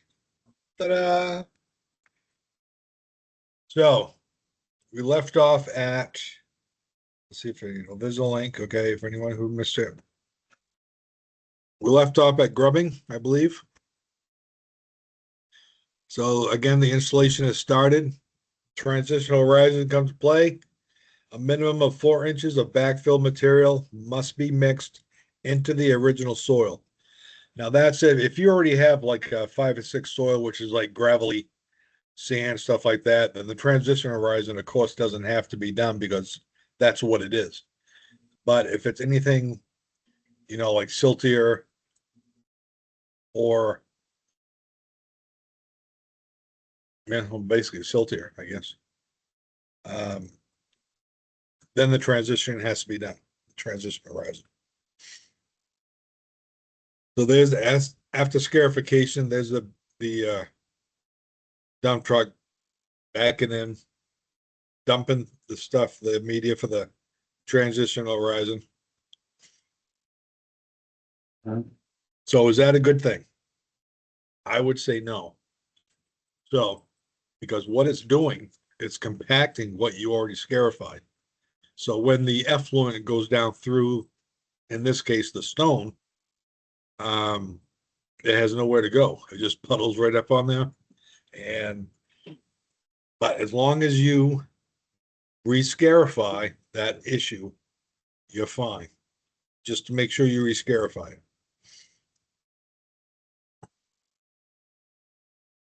And yeah, there it is, just going to town.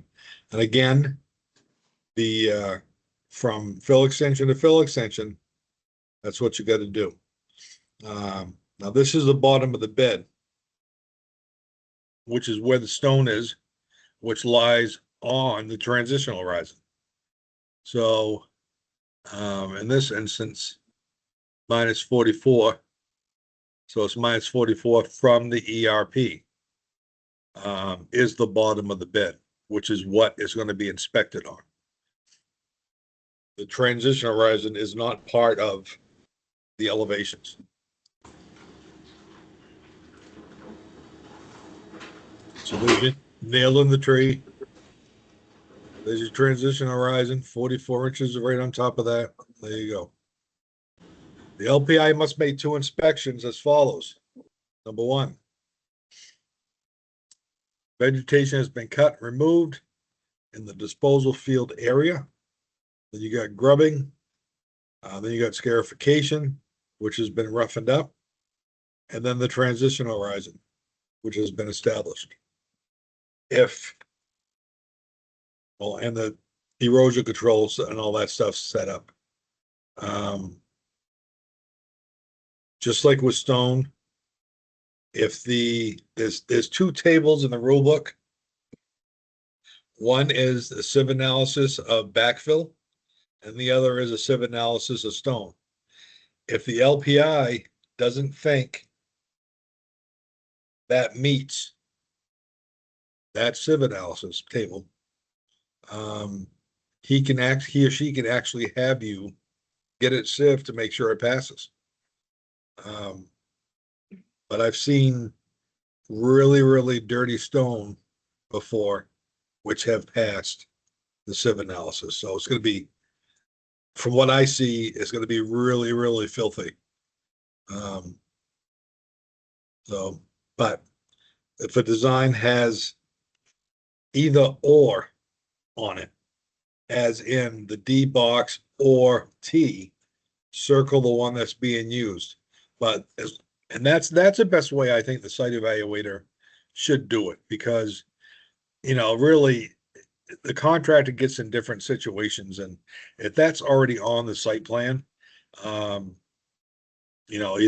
D box or T, then it doesn't have to go back to the site evaluator to get revised or updated or whatever and hold the contractor up. So if the site evaluator really just puts that on I think you've been taking care of a lot of problems, if that is. So the LPI arrives on the first inspection. There it is.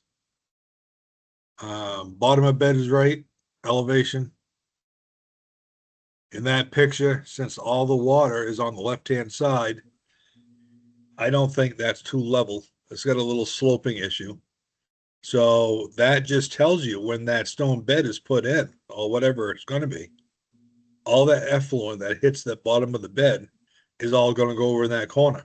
And that's where it's going to blow out. So that's why it's so important to have the bottom of the bed level. So what's the first item you should verify when installing or inspecting? The ERP, because everything revolves around that little ERP. So on this one, it says ERP is 36 inches above grade. So you've got to make sure that's where it is. And like we said before, the only person that can move the ERP is the site evaluator. Is it question? Tom? Yeah, on the stone, I've put in a lot of beds in years past with round stone, but the last two site values wouldn't allow it. They required crushed stone. Has that changed? No, it hasn't changed. Because I used to be able to put in, I had 1.5 to 3 inch round stone, and I have a plentiful free source of it, actually, all clean stone. But they wouldn't allow it. It had to be 3/4 or 1.5 crushed. That's all they would allow on their plan. Well, okay, so this brings another point.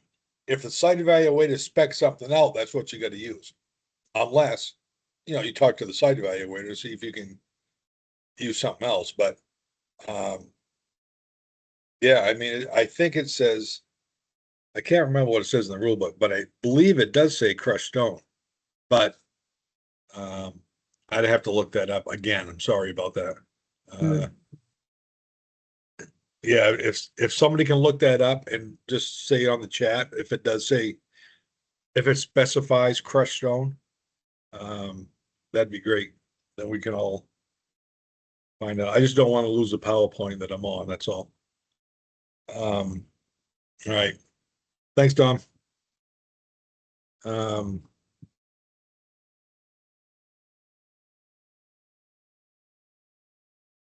don't know. Would have to look that up again, like exactly what it says in the stone.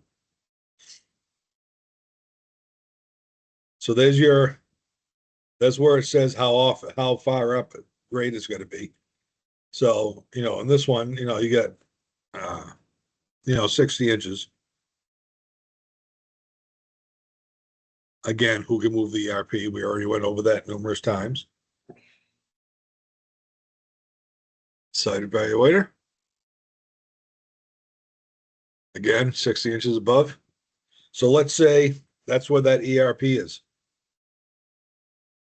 That's 25 feet, 75 feet, just for sake of argument.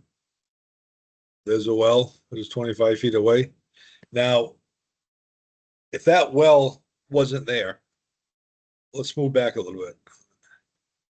If that's all you have right there, that the site evaluator put on the plan, that's a huge no-no. Because even though those two measurements are there, you can move that disposal field all the way around that ERP. As long as those measurements are there. You got to have 3 measurements or 2 compass bearings. I believe that's what it says in the rule book. So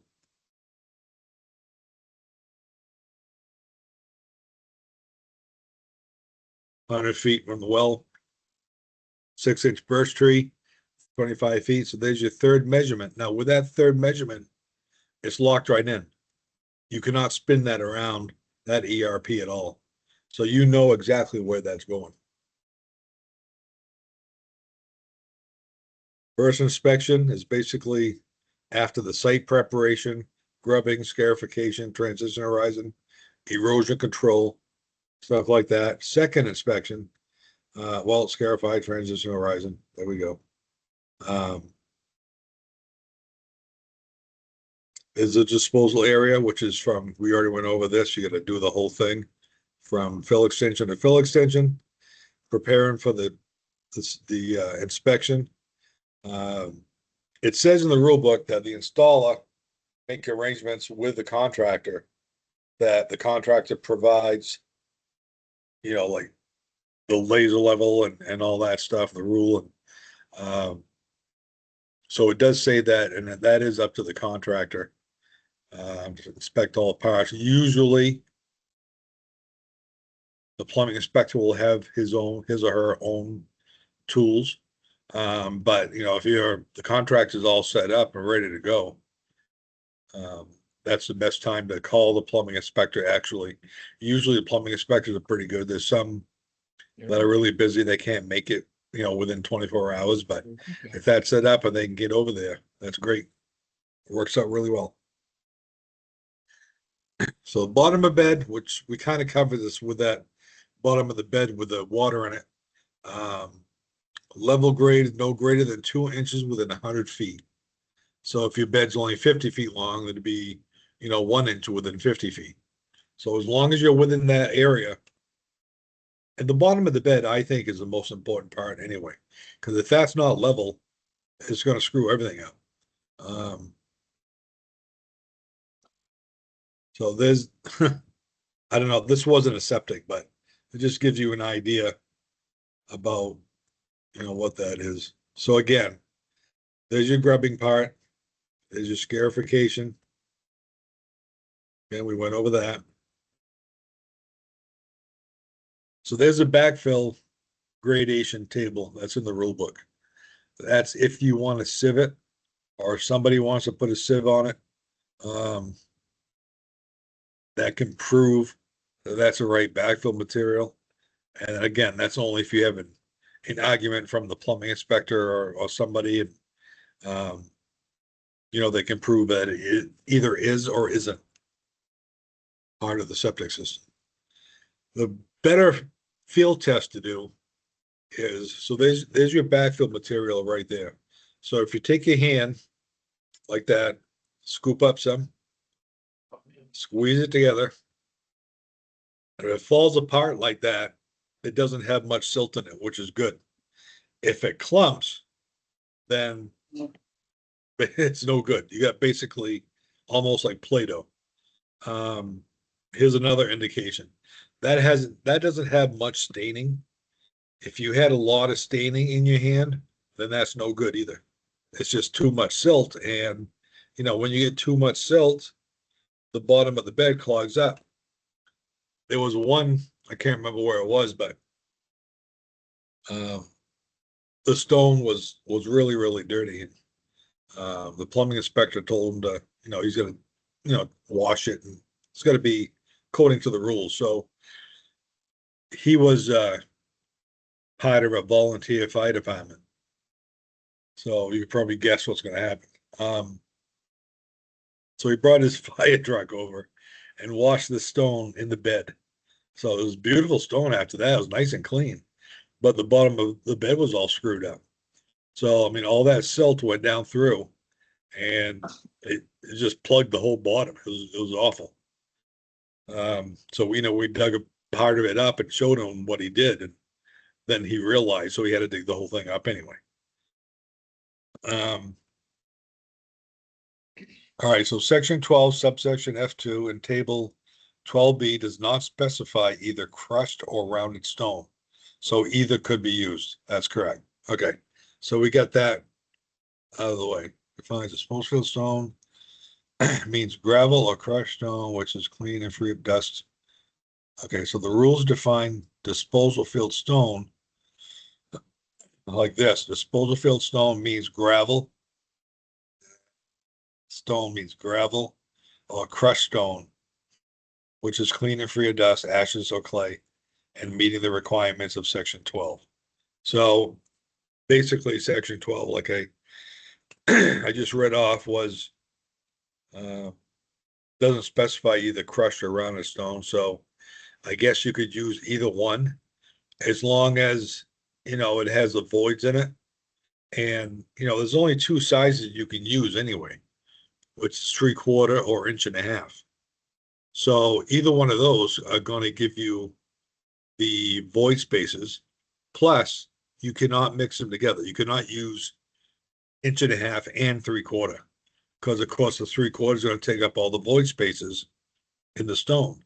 So it's got to be either or, and I guess either crushed or rounded, doesn't matter. I think either one would provide enough void spaces for that effluent to go through. There's the bottom of the bed.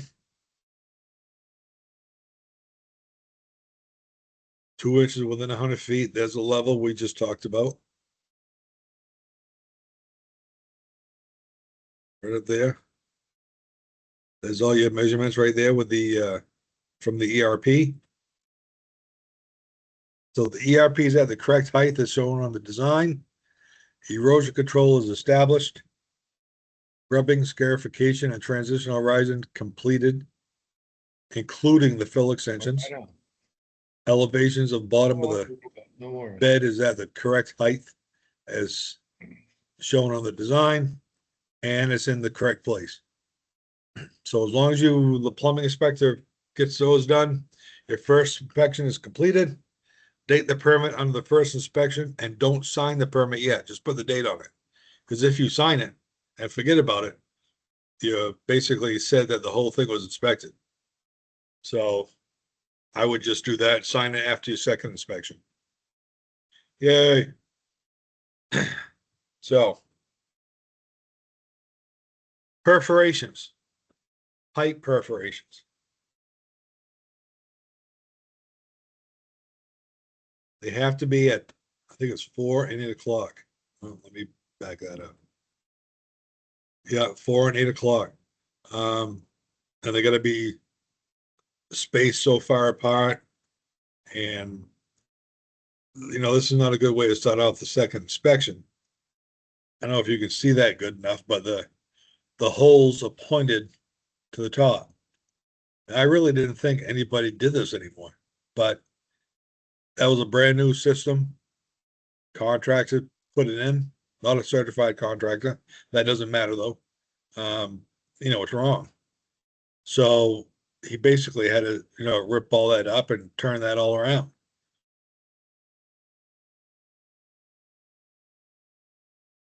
Either is this. So here's a picture of a different stone disposal field. And as you can see, the filter fabric goes on top of the stone, not below the stone. He said he was doing this to prevent weeds from coming out. So I don't know. There's a closer look. So that's really not even filter fabric. That it's got to meet the code specs. That filter fabric is not. It looks to me like it's the weed fabric, like he was using it for, like you're not supposed to. That he got from, some hardware store or something like that. But that was not the correct way. So the LP rise is in sight for the second inspection. So there's the pipes. He's backfilling between thickness of the stone. He's got it at minus 33 inches. So if it's minus 44, the bottom of the bed, and minus 33 is where the stone is, that's minus 11 inches. So section 12, thickness of the stone, 7 inches below and 1 inch above the pipe. So 7 inches plus 4 inches for the pipe is 11 inches and then 1 inch above. So if they don't put 11, if they put 11 inches, basically they got to the top of the pipe. You're still going to have that 1 inch above it. And if you're using 1 inch stone, an inch and a half stone, excuse me, then you got to go through and turn all of those pieces of stone around so it meets 1 inch. So, no, I'm kidding. So there you are. 7, 4, and 1. Now, like I said before, as a site evaluator, they could design it as 15. And if they design it as 15, they would have to specify on that diagram right there how many inches they want below it and above it. So, it could be still 7, 4, 12, 7, 4, and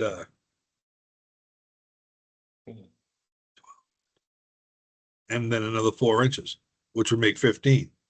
Or it could be the other way around. Maybe they want 10 inches below or 9 inches below, 4 inches and 1 inch above. I don't know. But you got to follow what that says, as long as it's not less stringent than what the code says.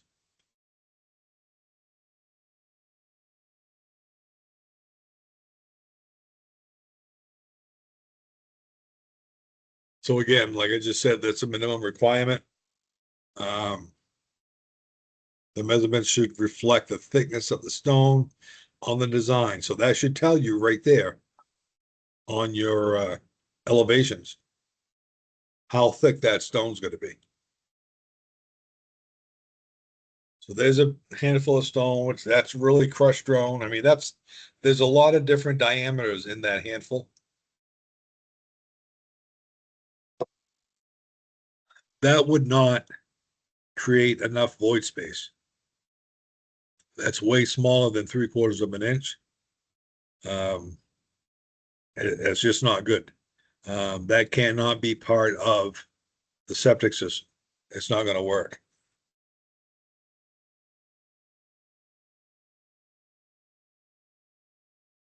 So that one's not too bad.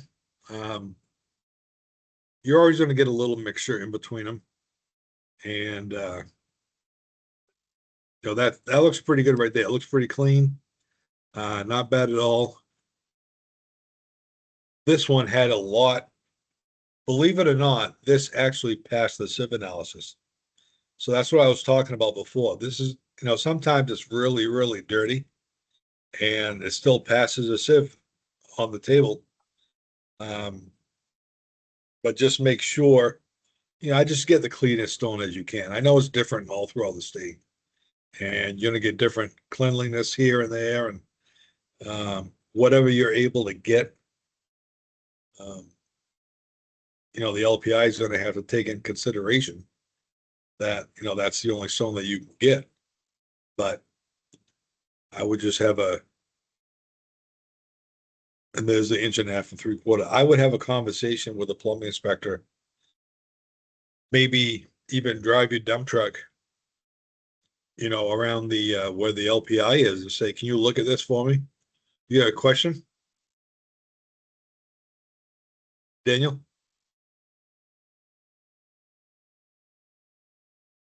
I apologize. I think you were in the middle of answering my question. So. Oh, did you get it answered? I just had a scenario, kind of what you're explaining, where the stone looked a little, I guess, dirty, and he was calling it silt, and I'm like, well, it's not. It's it's very coarse, crushed. It's very small. Almost looks like stone dust that was on it. Yeah. So in that scenario, could I ask him, hey, just do a sieve test on it, and then we don't have to have an argument about it? Yeah, exactly. As long as it passes that sieve that's on the table, I mean, nobody can argue with that. Right, because I mean, usually you try to get wash stone if you can, but like you said, some Right. areas don't have that option. So, Right, that's right. all right, thank So, you very yeah. much. Yeah, you're very welcome. So there's your table, 1.5 inches, 3/4. Whoops.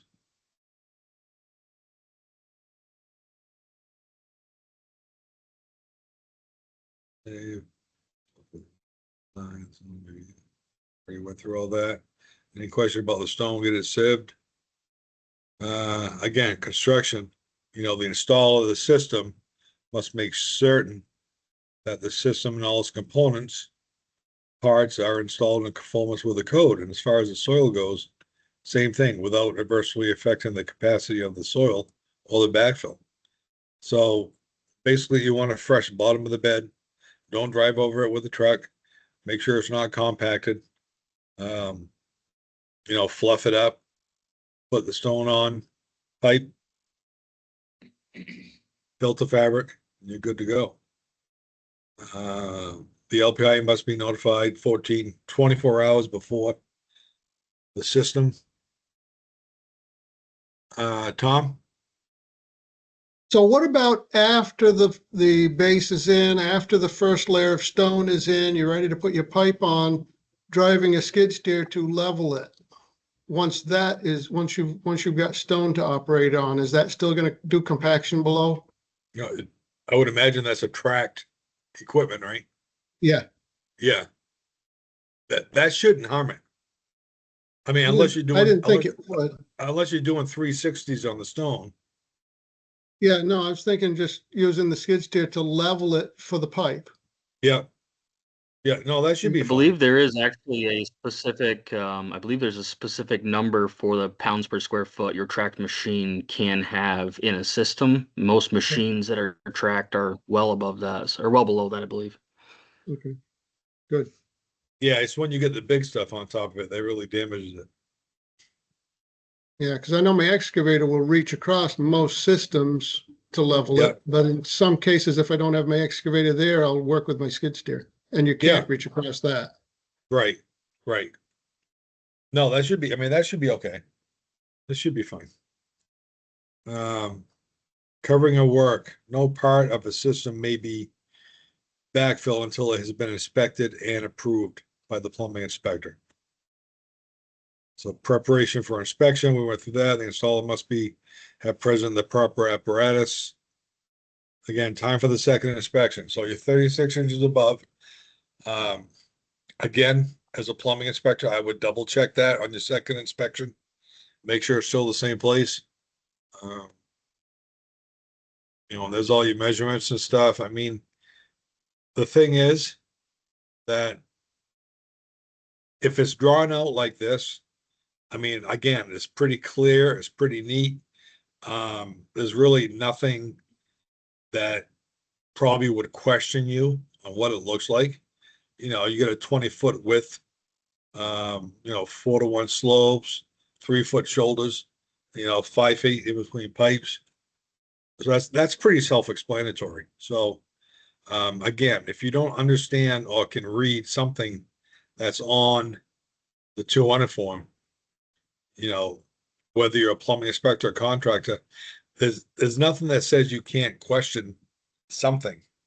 So I would just make sure that you know what's on there before you start doing it.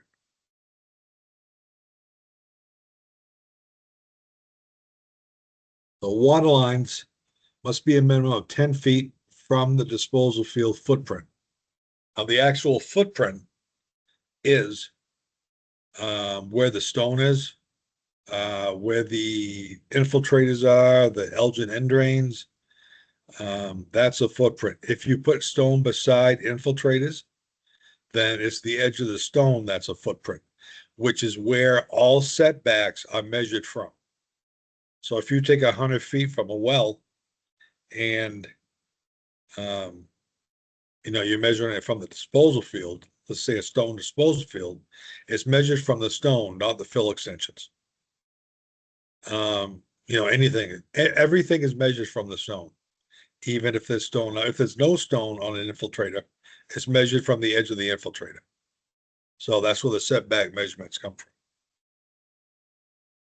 This is not a good thing. This is a water line right on top of an infiltrator. I believe this was from a, what do you call it? Landscape person that was putting, the sprinkles in for the lawn and just dug down, and that's the shortest way he got across it and just left it there. And we found it. After the hole is done and the pipe is through, does it have to be sleeved? No, that's coming up here in a minute. So basically, let's see. So sleeves shall be provided to protect piping through concrete and masonry walls and concrete floors. Sleeves shall not be required where openings are drilled or bored. So if you have something like that, and we're talking now, let's say that's a basement of a house and the plumber or somebody, took a chisel and drilled that through. That's something that would have to have a sleeve. But if it was bored like that, you wouldn't need one because everything's so smooth. You would need, well, I'm not asking you this to try to trick you into something, but if a plumber did put that pipe through the wall, what do they usually use to seal it? Anybody know? I would say either a spray foam or a hydraulic cement. Yeah, Yeah, hydraulic cement. yeah, that's what a lot of them Also, use. also they use beeswax. They use beautiful. Yeah, they've used actual wax seal from a toilet and put it around it. And, but yeah, yep, that's what they use. So again, you know, there's your foundation, there's your 2 feet. Again, and we leave this up to the plumbing inspector. If you as a contractor are putting this in and, you know, you happen to slide that through, just remember that if that's wrong, it's gonna have to be the plumber's fault because you can't do this. But if the plumber says, well, he didn't do it. So that's where things come, you know, I don't know what they would do to you. Because if you don't have a master plumber's license, the plumber's examining board really has nothing to, I should be telling you this, but really has nothing to base it on because they can't, you know, working without a license or something like that. But to my knowledge, that's never happened as far as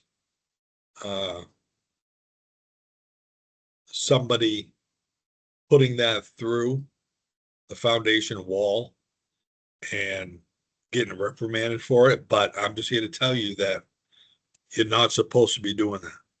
So 2 feet is where you need to stop.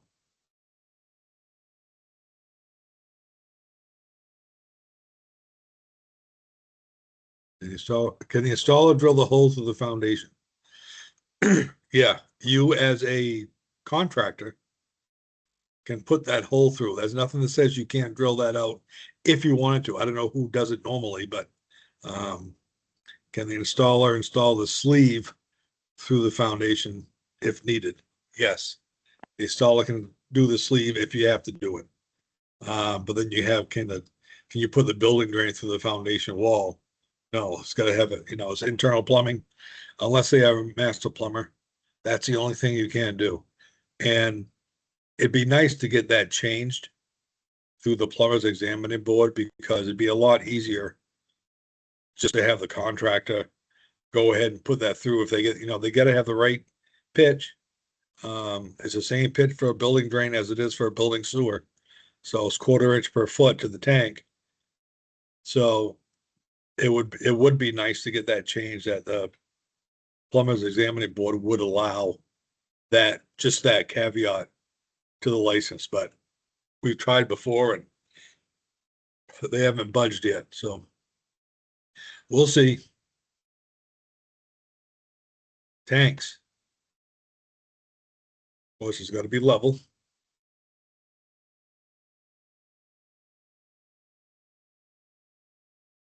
It's going to be a 1/4 inch per foot for the building sewer and the building drain, like we just talked about. Outlet has to be 1/8 inch per foot for the effluent. Unless it's going to another tank, then it's still going to be 1/4 inch per foot.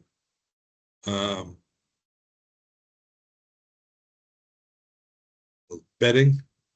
This is very important. A lot of people aren't doing this too. Bedding.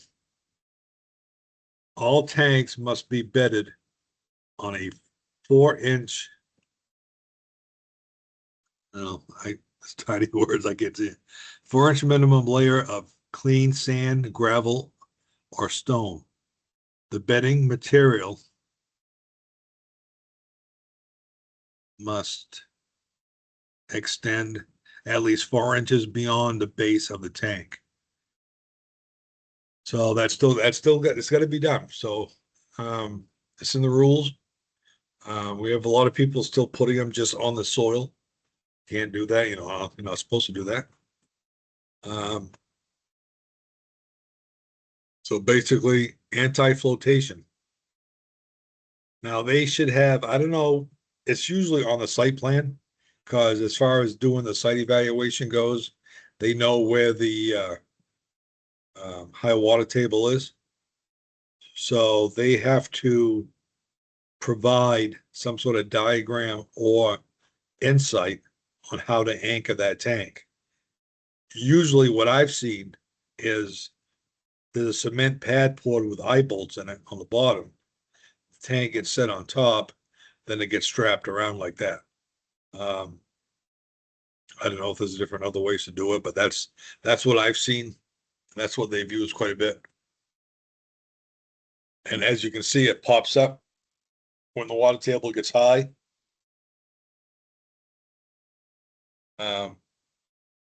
Which causes havoc with everything, of course.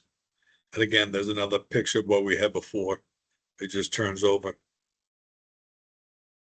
Anti-flotation device. This is not an anti-flotation device. Well, it is, but it's not in our rule book. You can't use that. Plus, that's not a big enough tank. What's the smallest tank you could put in the ground? Anybody? 1,000-gallon. 750. Yep, 750. 750-gallon tank. That'll carry 2 bedrooms. But usually it costs 1,000 gallons put in, because if they ever had to expand the house, another bedroom, they'd have to add another tank on, or that tank would have to come out. So usually it's 1,000 gallons.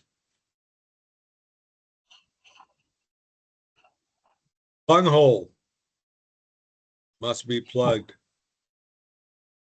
So make sure that happens. And of course, we kind of talked about this a little bit. Frost protection, 2 inches of high density. Every component, even the D box. If you think frost is going to get to it and it's going to mess it up, you got to put this on top of it.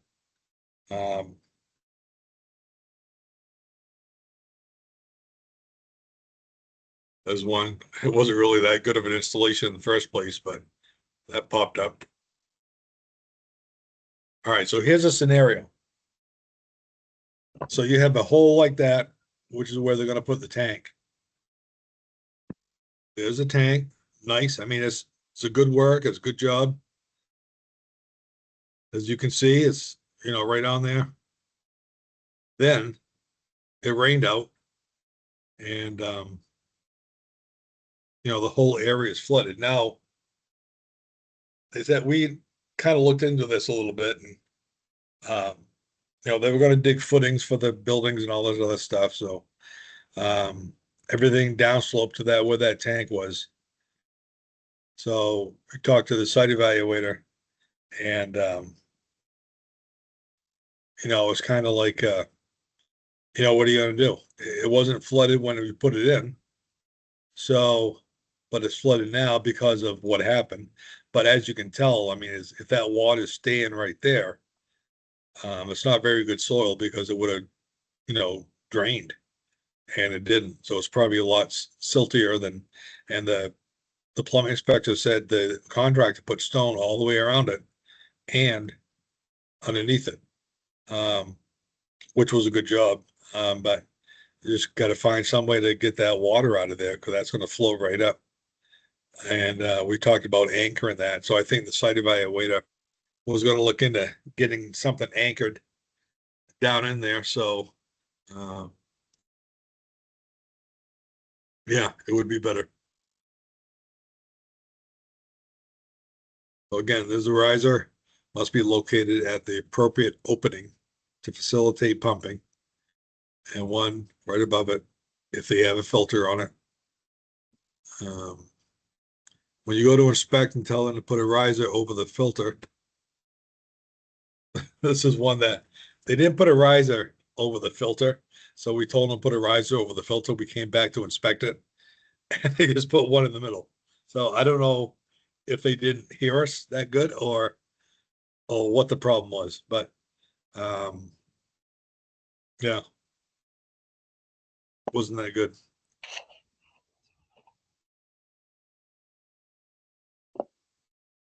Other facilities, again, we went over this.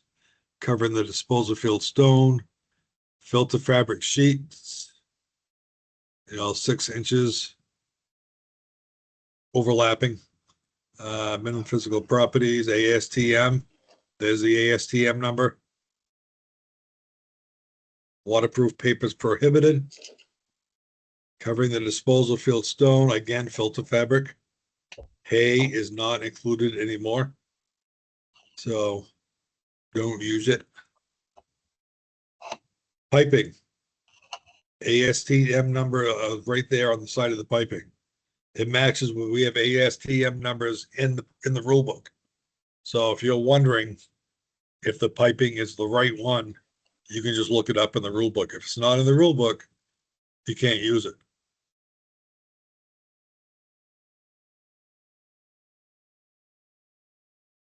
That's in table 7H.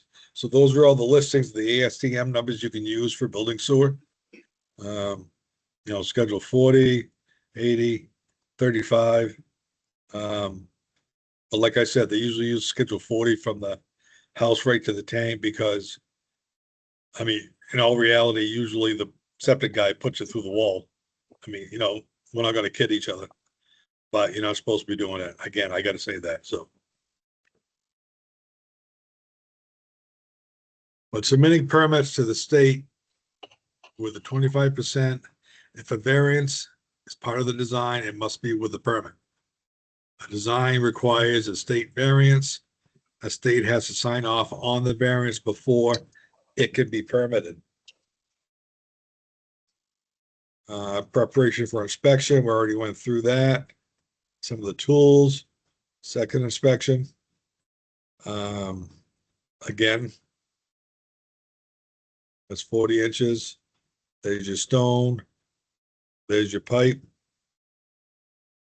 1 inch of stone above the pipe. 4 inches of backfill and 4 inches of soil amendment mix or it grows grass. So that's your basic height and what is included in your stone disposal field. 3% crown on top. Let's see. It's above. The typical cross section, erosion control, again, the biggie. Again, that's not erosion control because it's not waterproof. So here he is, seeding, mulching, blowing the hay all over it for the top so it grows. There's your completed system. And I only have one more slide left, and I know it's early. So does anybody have any questions about anything? We got to eat up some time here. So whatever you got. Yeah, I do. What if your restrictive or high water table is at ground level? How much, can you build the whole system above that? Yes. Yeah, as a site evaluator, basically what happens if they go and do a site evaluation and it becomes that the water table is right on the surface, as long as you have the amount of fill material that does the separation distance, it depends on what it is. It could be, 12 inches, 18 inches. So as long as you have that before you hit the bottom of the bed, you should be fine. But that should say right on the site evaluation.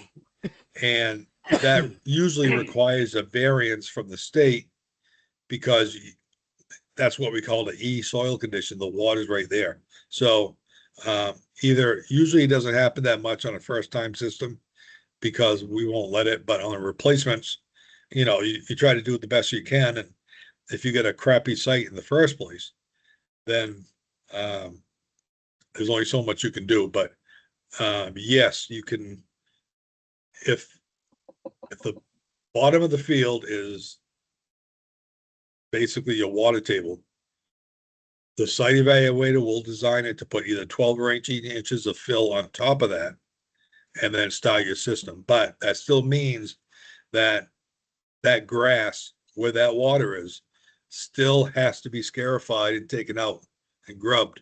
So, but But yes, the short answer to your question is yes, you can do it. Okay, now can I ask another question? Yeah. I had a system here early this year that I wanted to just add on to. It was a 2-bedroom system. I just wanted to add on a third line to expand the system. But the site evaluator told me that the existing system did not meet current elevation from water table standards, and therefore he wouldn't allow it. And I'm wondering, so I had to put in a whole new elevated system with a pump station. So I'm wondering if there is a variance to be able to add on to an existing system that did meet code 40 years ago. That's a good question. I would think that in that case, the whole system would have to start all over again. Yeah. Kind of like what you did.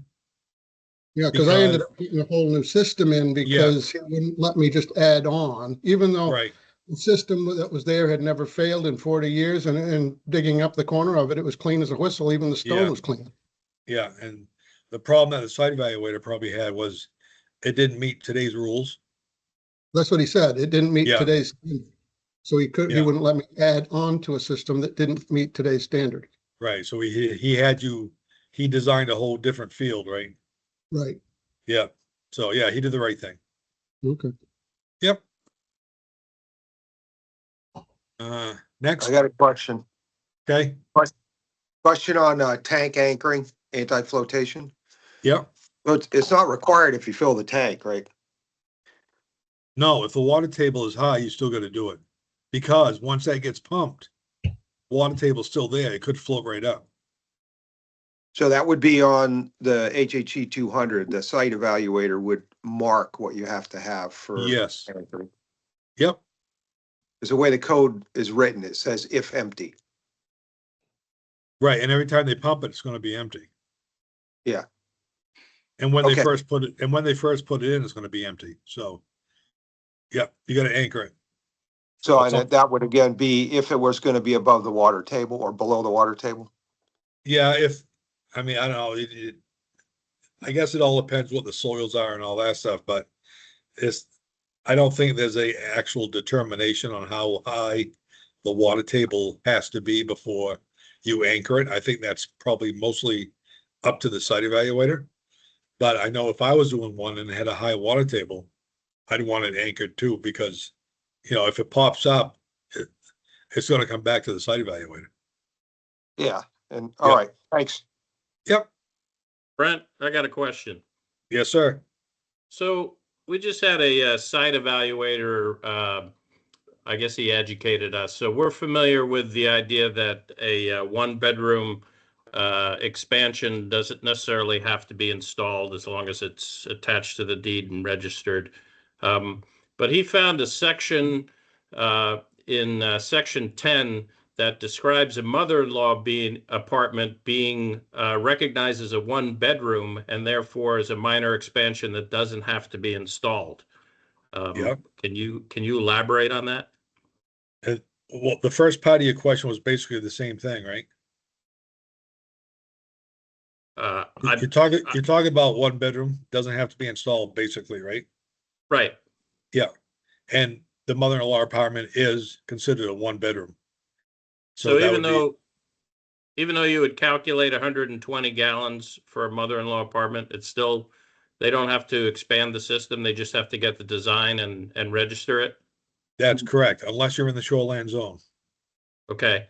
And is that a mandatory thing, or is it up to the local plumbing inspector to approve that? Oh, no, that's mandatory. Okay.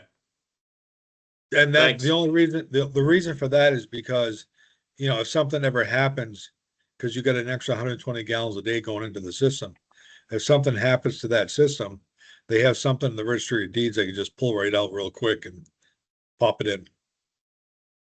Right. I understand that. I just, I 90 gallons with another bedroom, half people don't ever use all their bedrooms, so I get that. But when you're talking about a mother-in-law apartment, they're using that, and it's got a it's got a kitchen and everything. I don't understand how that works. I mean, I know it's Yeah. in the rules, but I don't Right. understand how that come about. Well, and the thing is too that, a mother-in-law, you're thinking about one person, which never ends up like that. Right. It's usually rented out to a family of 3 or 4. Right. But there's nothing. I mean, I guess that stops at if the plumbing inspector ever finds it out, then they have to take it from there. But usually, it's too bad because when something like that happens and it's already done, it's so hard to get them back into compliance that, it's just so difficult. Yeah, no, we knew about it up front, but I just hadn't seen that particular section of the rules before. Yeah. So, but okay, thank you. All right. Yep. No problem. So Brent, Yep. when do the HHE 200, the new forms we talked about last week, when do those have to be used by site evaluators? I believe, Eli, wasn't that 2027 or 8? Yeah, by January 1st, 2028, you have to switch by. So we decided after our meeting last week to extend it to 2 years instead of just the 1 year. That said, we're revisiting the form based on some of the feedback. So we have it up on our website to view, but please don't start using it yet because Okay. it's going to change hopefully just the one more time. Thank you both. You're welcome. Let's see. Bruce.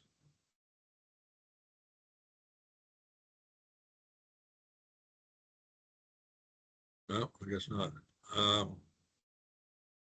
Let's see. Anybody else? Hey, Brent, it's Alex. Me. You didn't. Yeah. You didn't. I had my hand raised, but you didn't Oh, call go ahead, on me. Bruce and Tom. Who's going? Go ahead. Well, somebody go. Well, I had 3 things.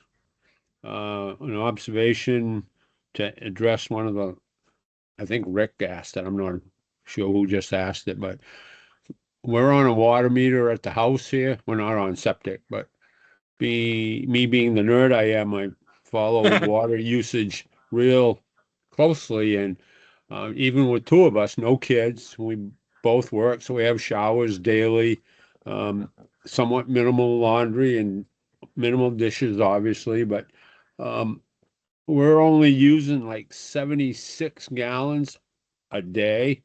So 90 gallons a day for a single, just a mother-in-law, even for a mother and a father-in-law, I think is adequate. So that's just an observation. Yeah. Okay. The second one is on crowns. I know the code says 3% crown, but it doesn't. And typically, again, nerd engineer that I am, crowns from the center line to the sides, much like a road crown, but there's nothing that prohibits a crown going longitudinally, right? Sometimes the site grading makes more sense to do that. I know homeowners hate little mini ditches. I think the intent is to get the water off the top of the system. Exactly. And finally, I haven't done any calculations, but again, take it from its source. If you put 2 24-inch risers on there to surface, has the department done any calculations on how much less of a load on top of the tank as far as cover and what potential effects that might have on flotation? I'm going to do the calculations after this, but I mean, I guess I would be somewhat concerned because a foot of soil unsaturated is probably 125 pounds per cubic foot. So I don't know, just something that popped in my mind again. So consider what the source. are you saying? The extra risers should weigh it down enough or not? Right. Especially if they're not concrete, but even there's hollow in between there anyway. So that unloads that section. If you put 2 of them, what are you going to unload, a third or a quarter of it? I don't know, just Yeah. thought. Well, that would be interesting if you did calculations like that. And like you said, being the nerd that you are. Yeah, if I And could in all add my to Tom's spare point, time. if I could add to Tom's point, it's absolutely correct. The more risers you put on, the less, less you've got to offset your buoyancy. So if you're high groundwater, it's definitely worth checking. That's a good point. Yeah. Yeah. Yeah. I'll also Thing tell you is, from years of experience, if the tank is half full, regardless of cover, it will not float. Yeah. So Yeah. just keep that in mind too. Yeah. And another thing we do with large system tanks is we try not to pump them in the spring with high groundwater. If there's a high groundwater situation, wait till summer when the water table's down just to play it safe. Yep. Yeah, that's a good idea. I don't know who's next. I Bruce, can are go. you I think next? Bruce's hand was up for a little bit, but unless he wants to go, Yeah. I can jump in. No, I'm just getting back on the code for the manhole risers, where it states it must have a watertight riser of the same material as the tank. That's on page 69, and it's in section F, access openings for all septic and pretreatment tanks. So it would be nice to get a correction or which way the department wants to go on it. I have been requiring them to use the concrete ones only because that's what the I code believe states. in manhole, they're talking about actual public sewer, right? They're not talking about the riser on a concrete tank. They're very separate things. A manhole being the concrete structure, the big sewer lines run through. Well, it states compartment manholes must have a watertight riser of the same material as the tank. I think they're talking about risers. Yeah. And I understand about H220s, but I'd like to see a correction done on it. Or Yeah, sounds like a gray area, maybe a miscommunication. Yeah. We use plastic risers all the time. Yeah, we'll have to talk about that and do something, either send out a policy or something. Because I mean, a lot of people just use the fiberglass risers on tanks, right? Yes. Yeah. Yeah, those And fiberglass also- risers are approved for tanks and they're approved for traffic weight. So Yeah. Has anybody had any problem with those at all? They have up north never once. in the cold with the pumpers throwing their pipes in 4-inch pipe with a strainer on the end. Some of them are cracking. Huh. Yeah, you But can't make people care about their job then, Yep, you're right, 100%, but that's what we're looking at. I had a guy accidentally drive a truck with a loaded dump trailer across the top of a polylock riser and it did not cave in. So Wow. Wow. No kidding. That's great. pretty impressive stuff. Yeah. Yeah. Huh. So, Brent, I had a question. For short-term rentals, this could be a loaded question. Do you have a recommendation on an increase in design flow? Or if you don't want to say, maybe if people want to throw what their recommendations are in the chat, if you're a site evaluator. I would recommend the site evaluators give us what you guys are using in your region, because I know that it might be sort of a regional difference from place to place and that sort of thing.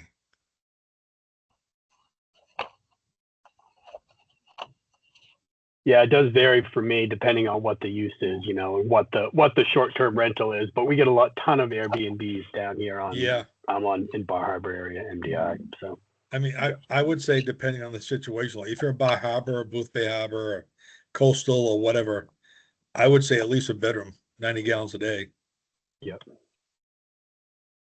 And then a follow-up question, well, not a follow-up to that, but my second question was, on some engineered systems that we've done, sometimes we have to put in a lot of fill, like 4, 5, 8 feet of sand fill. And there's no, I mean, there isn't a spec that I've ever found for what that compaction needs to be, other than, you know, like Rick brought up, so we say run the machine over it, you know, a few times, you know, in different directions for each lift, but there isn't a spec. So I'd be curious if there was, if anybody had something.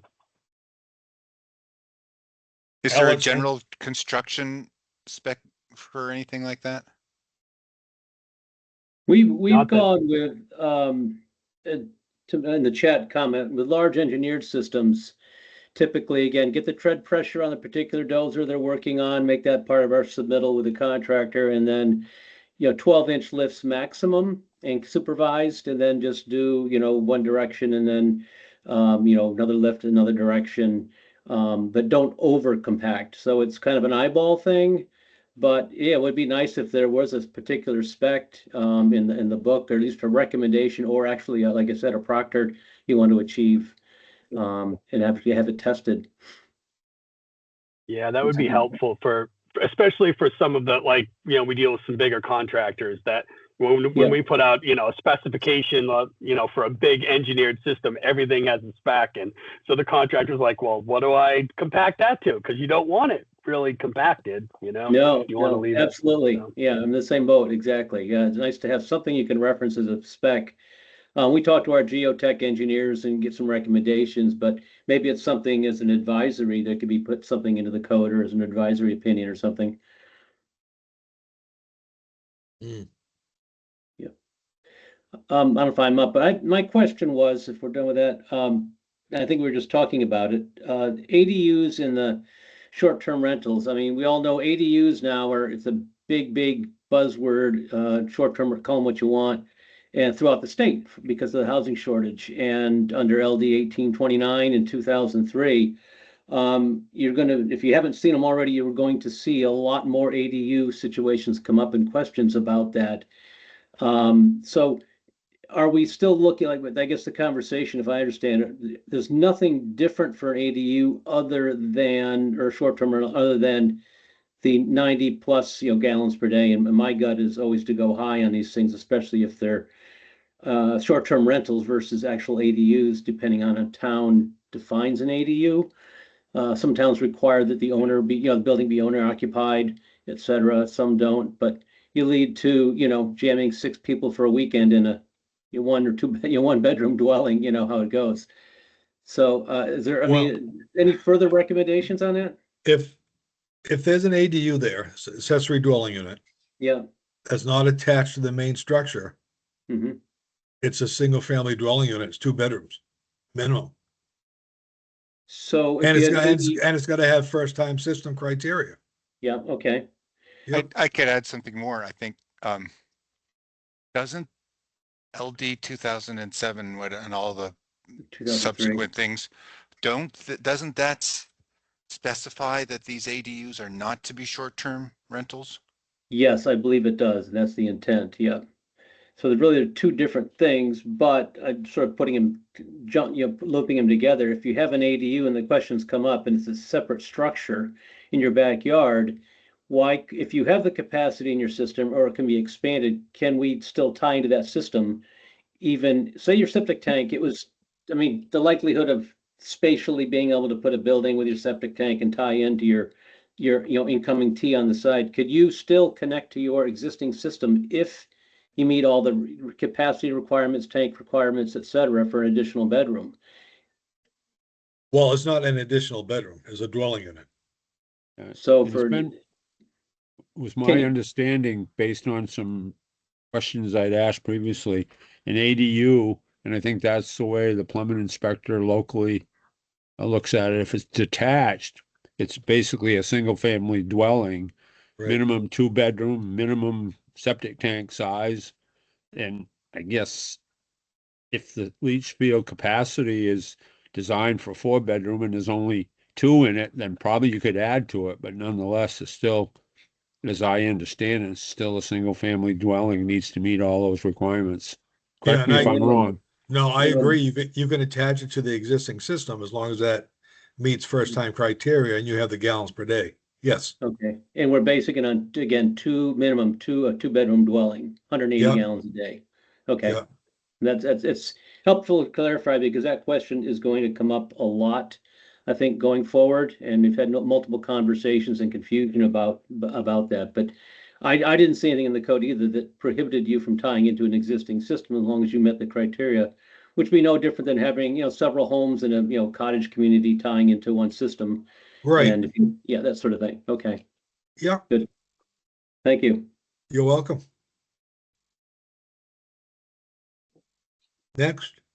Brent, I've got a loaded question. I'll give you a quick scenario. Number of years ago, my brother had a site evaluation done that he was putting in a septic. It was on property next to what I own, so I know what the land was. It was 30 feet deep of coarse gravelly sand, no water table, no restrictive layer, no nothing. And the site evaluator put in a 1,500 gallon tank, almost a foot above ground level. The leach field was elevated. It wasn't pumping, but it was elevated to where that it was above ground level.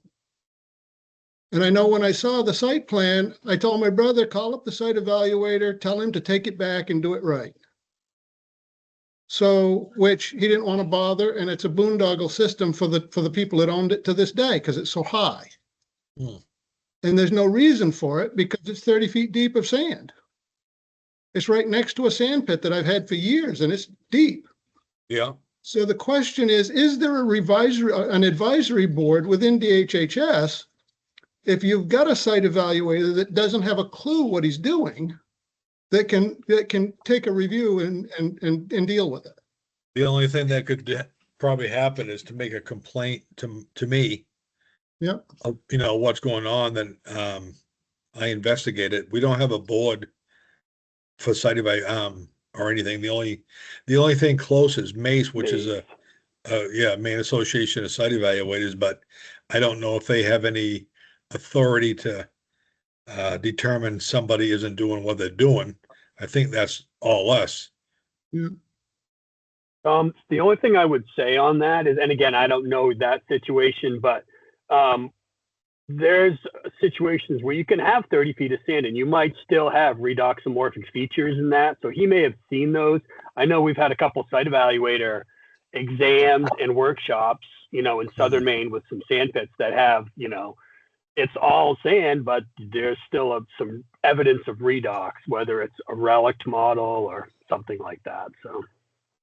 Yeah, in this case, it's not even possible because I'm down 30 feet right next to that property. And there's no water. There never was. So, and I have got two things going back to the tank risers. I just point out that we're following the rest of New England on these tank risers, and so I wonder if there's already been a fair number of these risers in shallower water tables, and whether we're talking about the soils not being being displaced by the risers. And I haven't heard that from the other states that the risers cause more floating, but I'll keep an ear out for it. The other thing is, Brent, did you and Eli talk about the new release of the HHE 200 and how long it's going to be before we're going to require the new? Yes. Yep. Okay. Thanks. Yep.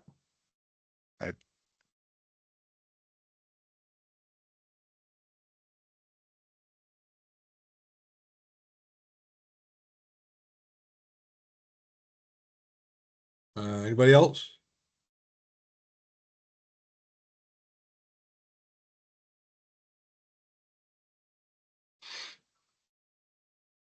Hey, Chris. Your session from last week about the new HHE 200, is that available online yet, or is that still processing?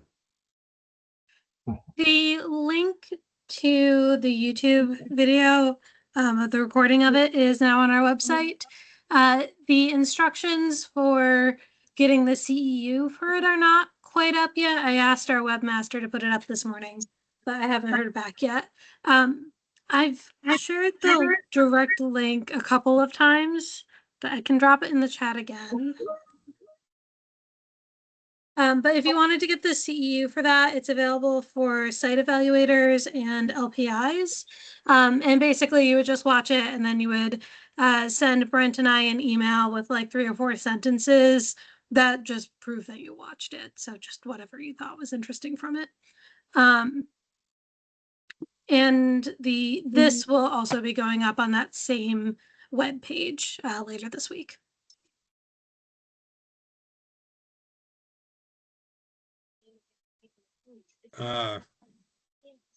Dave said the new form won't be effective till the end of the year. Is that right? Oh, okay, he already got his answer. Okay, good. Another quick question. Yep. Are there any in-person trainings or online trainings for the paperwork and rules side of things? Beyond what we've done here, this type of thing? Is there anything that really gives you an in-depth and gives you the ability to actually fill out paperwork, get a hang of it, get to know what you're doing type of thing?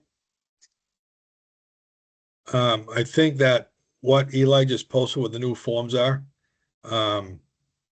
we don't have, I think Eli, did you have that one that you did? Is that online, you said? Yeah, so Yep. the one that we did last week was more of a review of the new form coming up, which is available now. And then during the spring training, sorry, I'll turn my camera on. During the spring training, I also went over like how to actually submit the permits.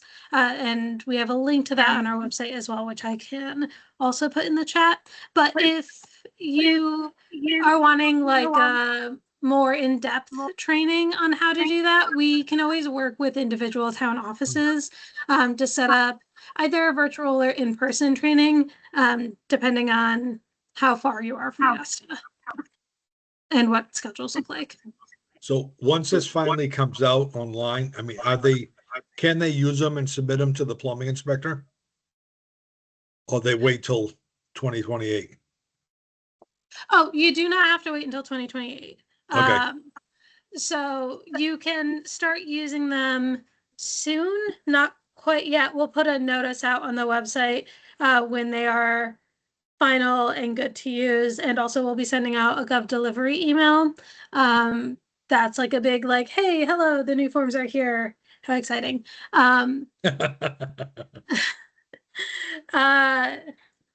The 2028 thing is more of like if you have done a design in the last year or in this coming year on the old form, that design is still good to be permitted until 2028. But after that, after that cutoff, everything will really need to be on the new form. Does that answer your question?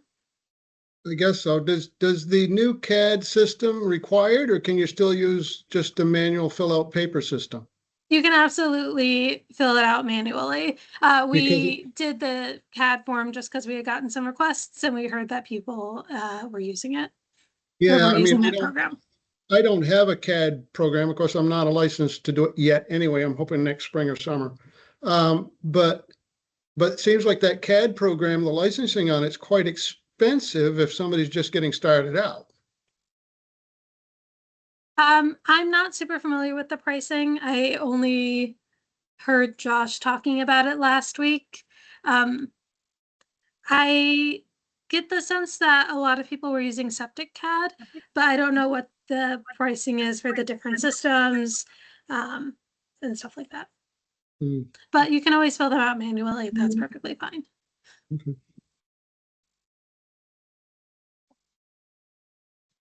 There was an internal plumbing question that says, can the homeowner do the internal plumbing for a standalone ADU?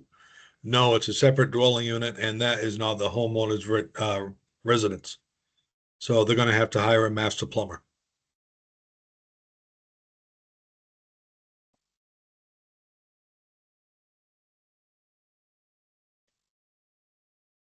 Next.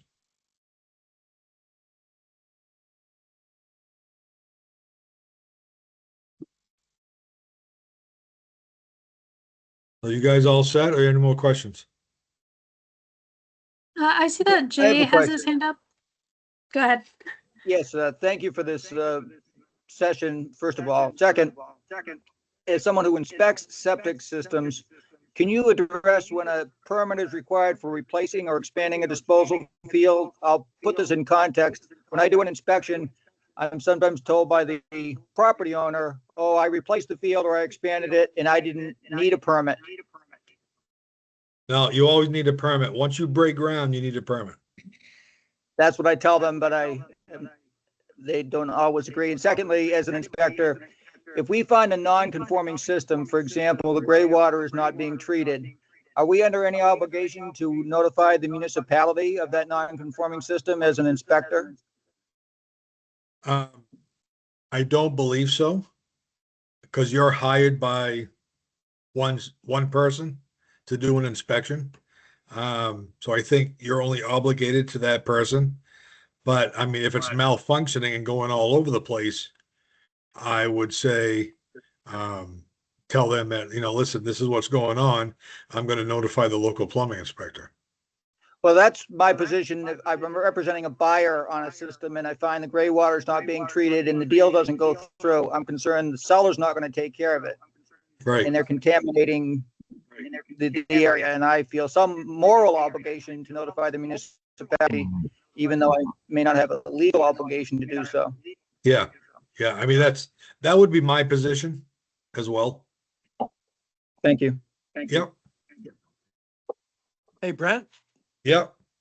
Mark Sensi, how you doing? Good. I've got a question regarding fill extension material. I know the code calls for gravelly coarse sand. Yeah. But, sometimes that can be too good a material. You get That's on true. you get on a clay site and there's a slope to it. Even if you scarify the ground, I mean, I've seen breakouts at the toe of the fill. And I've talked to some excavators and they like using more of a bank run sand once they get about 3 to 5 feet out from the edge of the downhill end of the system. But that's not really addressed in the code. But sometimes it can be just the thing that's needed. Right. You got any ideas on how that would be treated by the department? Well, The division? I mean, I believe that, I'm not too sure on this, but maybe you can say whether it is or not, but I don't think, the clay cap on the toe of the fill is in the code book either. But a lot of people Well, do I'll that. tell you, I've seen clay caps get put in that the finished surface was higher than the higher than the leach field. Oh, really? Oh yeah, several. I mean, maybe a half a dozen failures on account of the clay dam working really Yeah. well, but it back floods into the system and turns it sour. Yeah, I mean, I think if it's bank run sand for part of the fill extension, I mean, you're trying to prevent something from happening. Right. So I think it's all good, really. Okay, I'll because sometimes the contractors ask me my opinion on that, and I never really quite know what to say to them. Yeah, right. I mean, even though it's not in the code book, I mean, it's, if you put the regular backfill material in there, which is, coarser, like you said, than the clay, of course it's going to fill up and run out. So if you put something there that's going to hold it in more, I think that's the way to do it. But I'll tell you, the texture of the backfill material against your stone or against your in drains or whatever is crucial. I have Yes. seen stone beds that were installed properly but backfilled with a very fine sand, and it just bollockses right up. I mean, it's like a wall. Yeah, right. So, I mean, I think all the guys should understand that the coarsest stuff they can get should be put in that first couple 3 feet. Yeah, no, I agree. All right. Thanks, Brent. Yeah, you're welcome.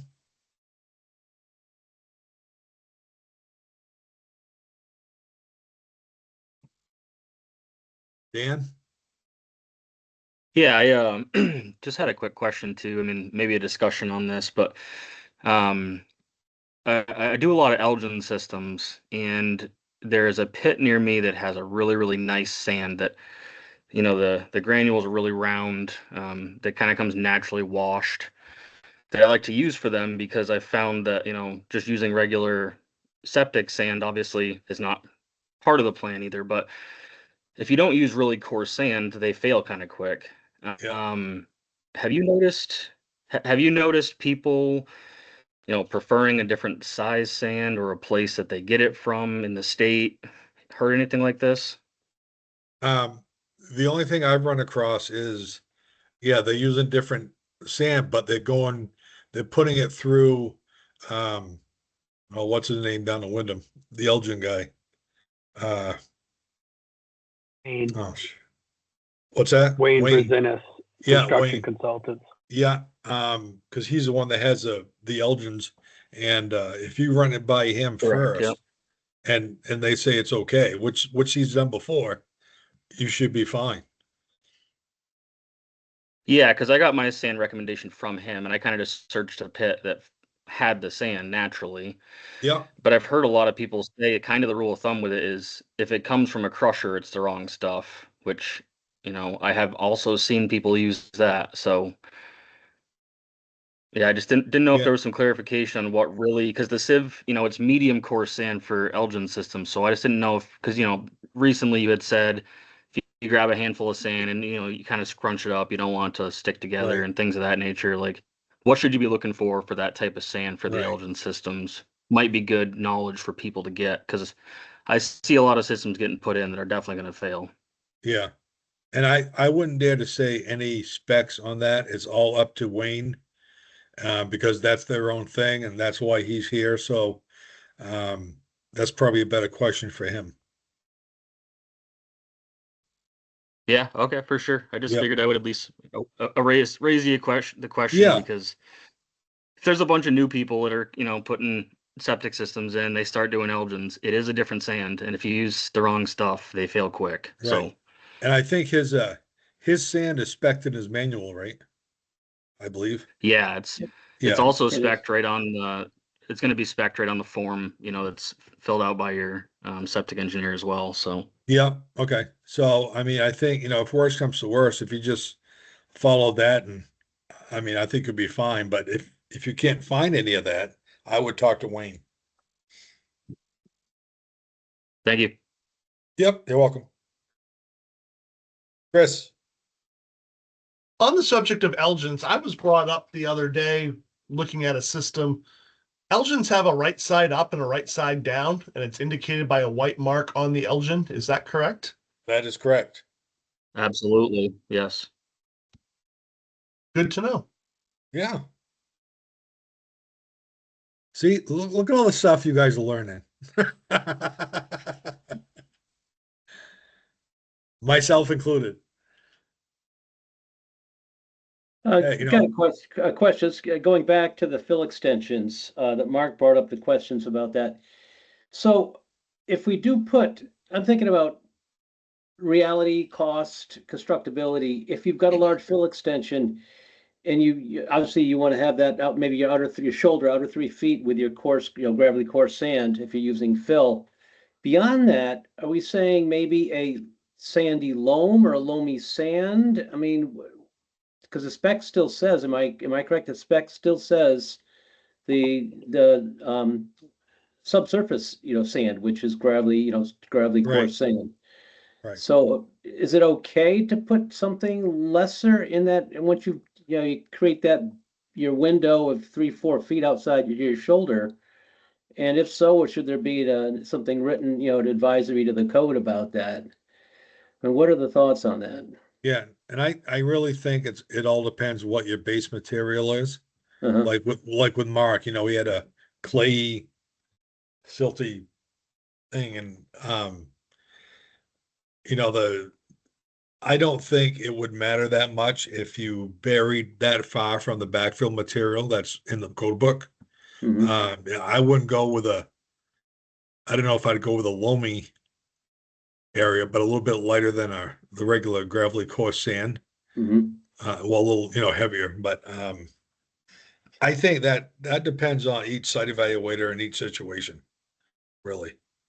No, and the reason I bring it up, sometimes you get into a nice material that may not be exactly, maybe it's slightly a loamy sand, Yeah.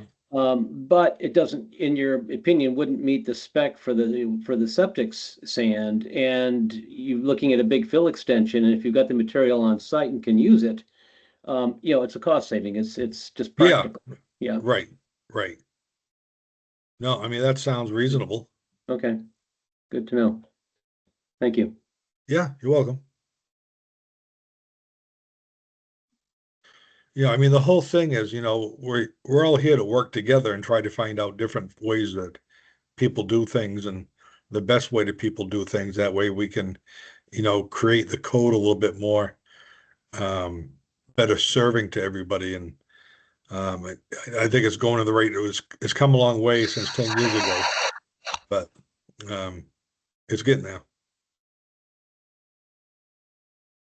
Anybody else?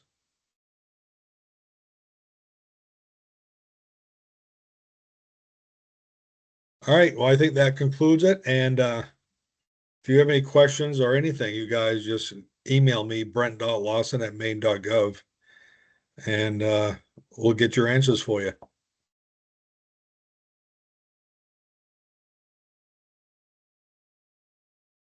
Thanks, I think everyone. Yep. Yeah, we're going to end it now, and you guys have a great day and week. Thanks, Brent. Thanks, Eli.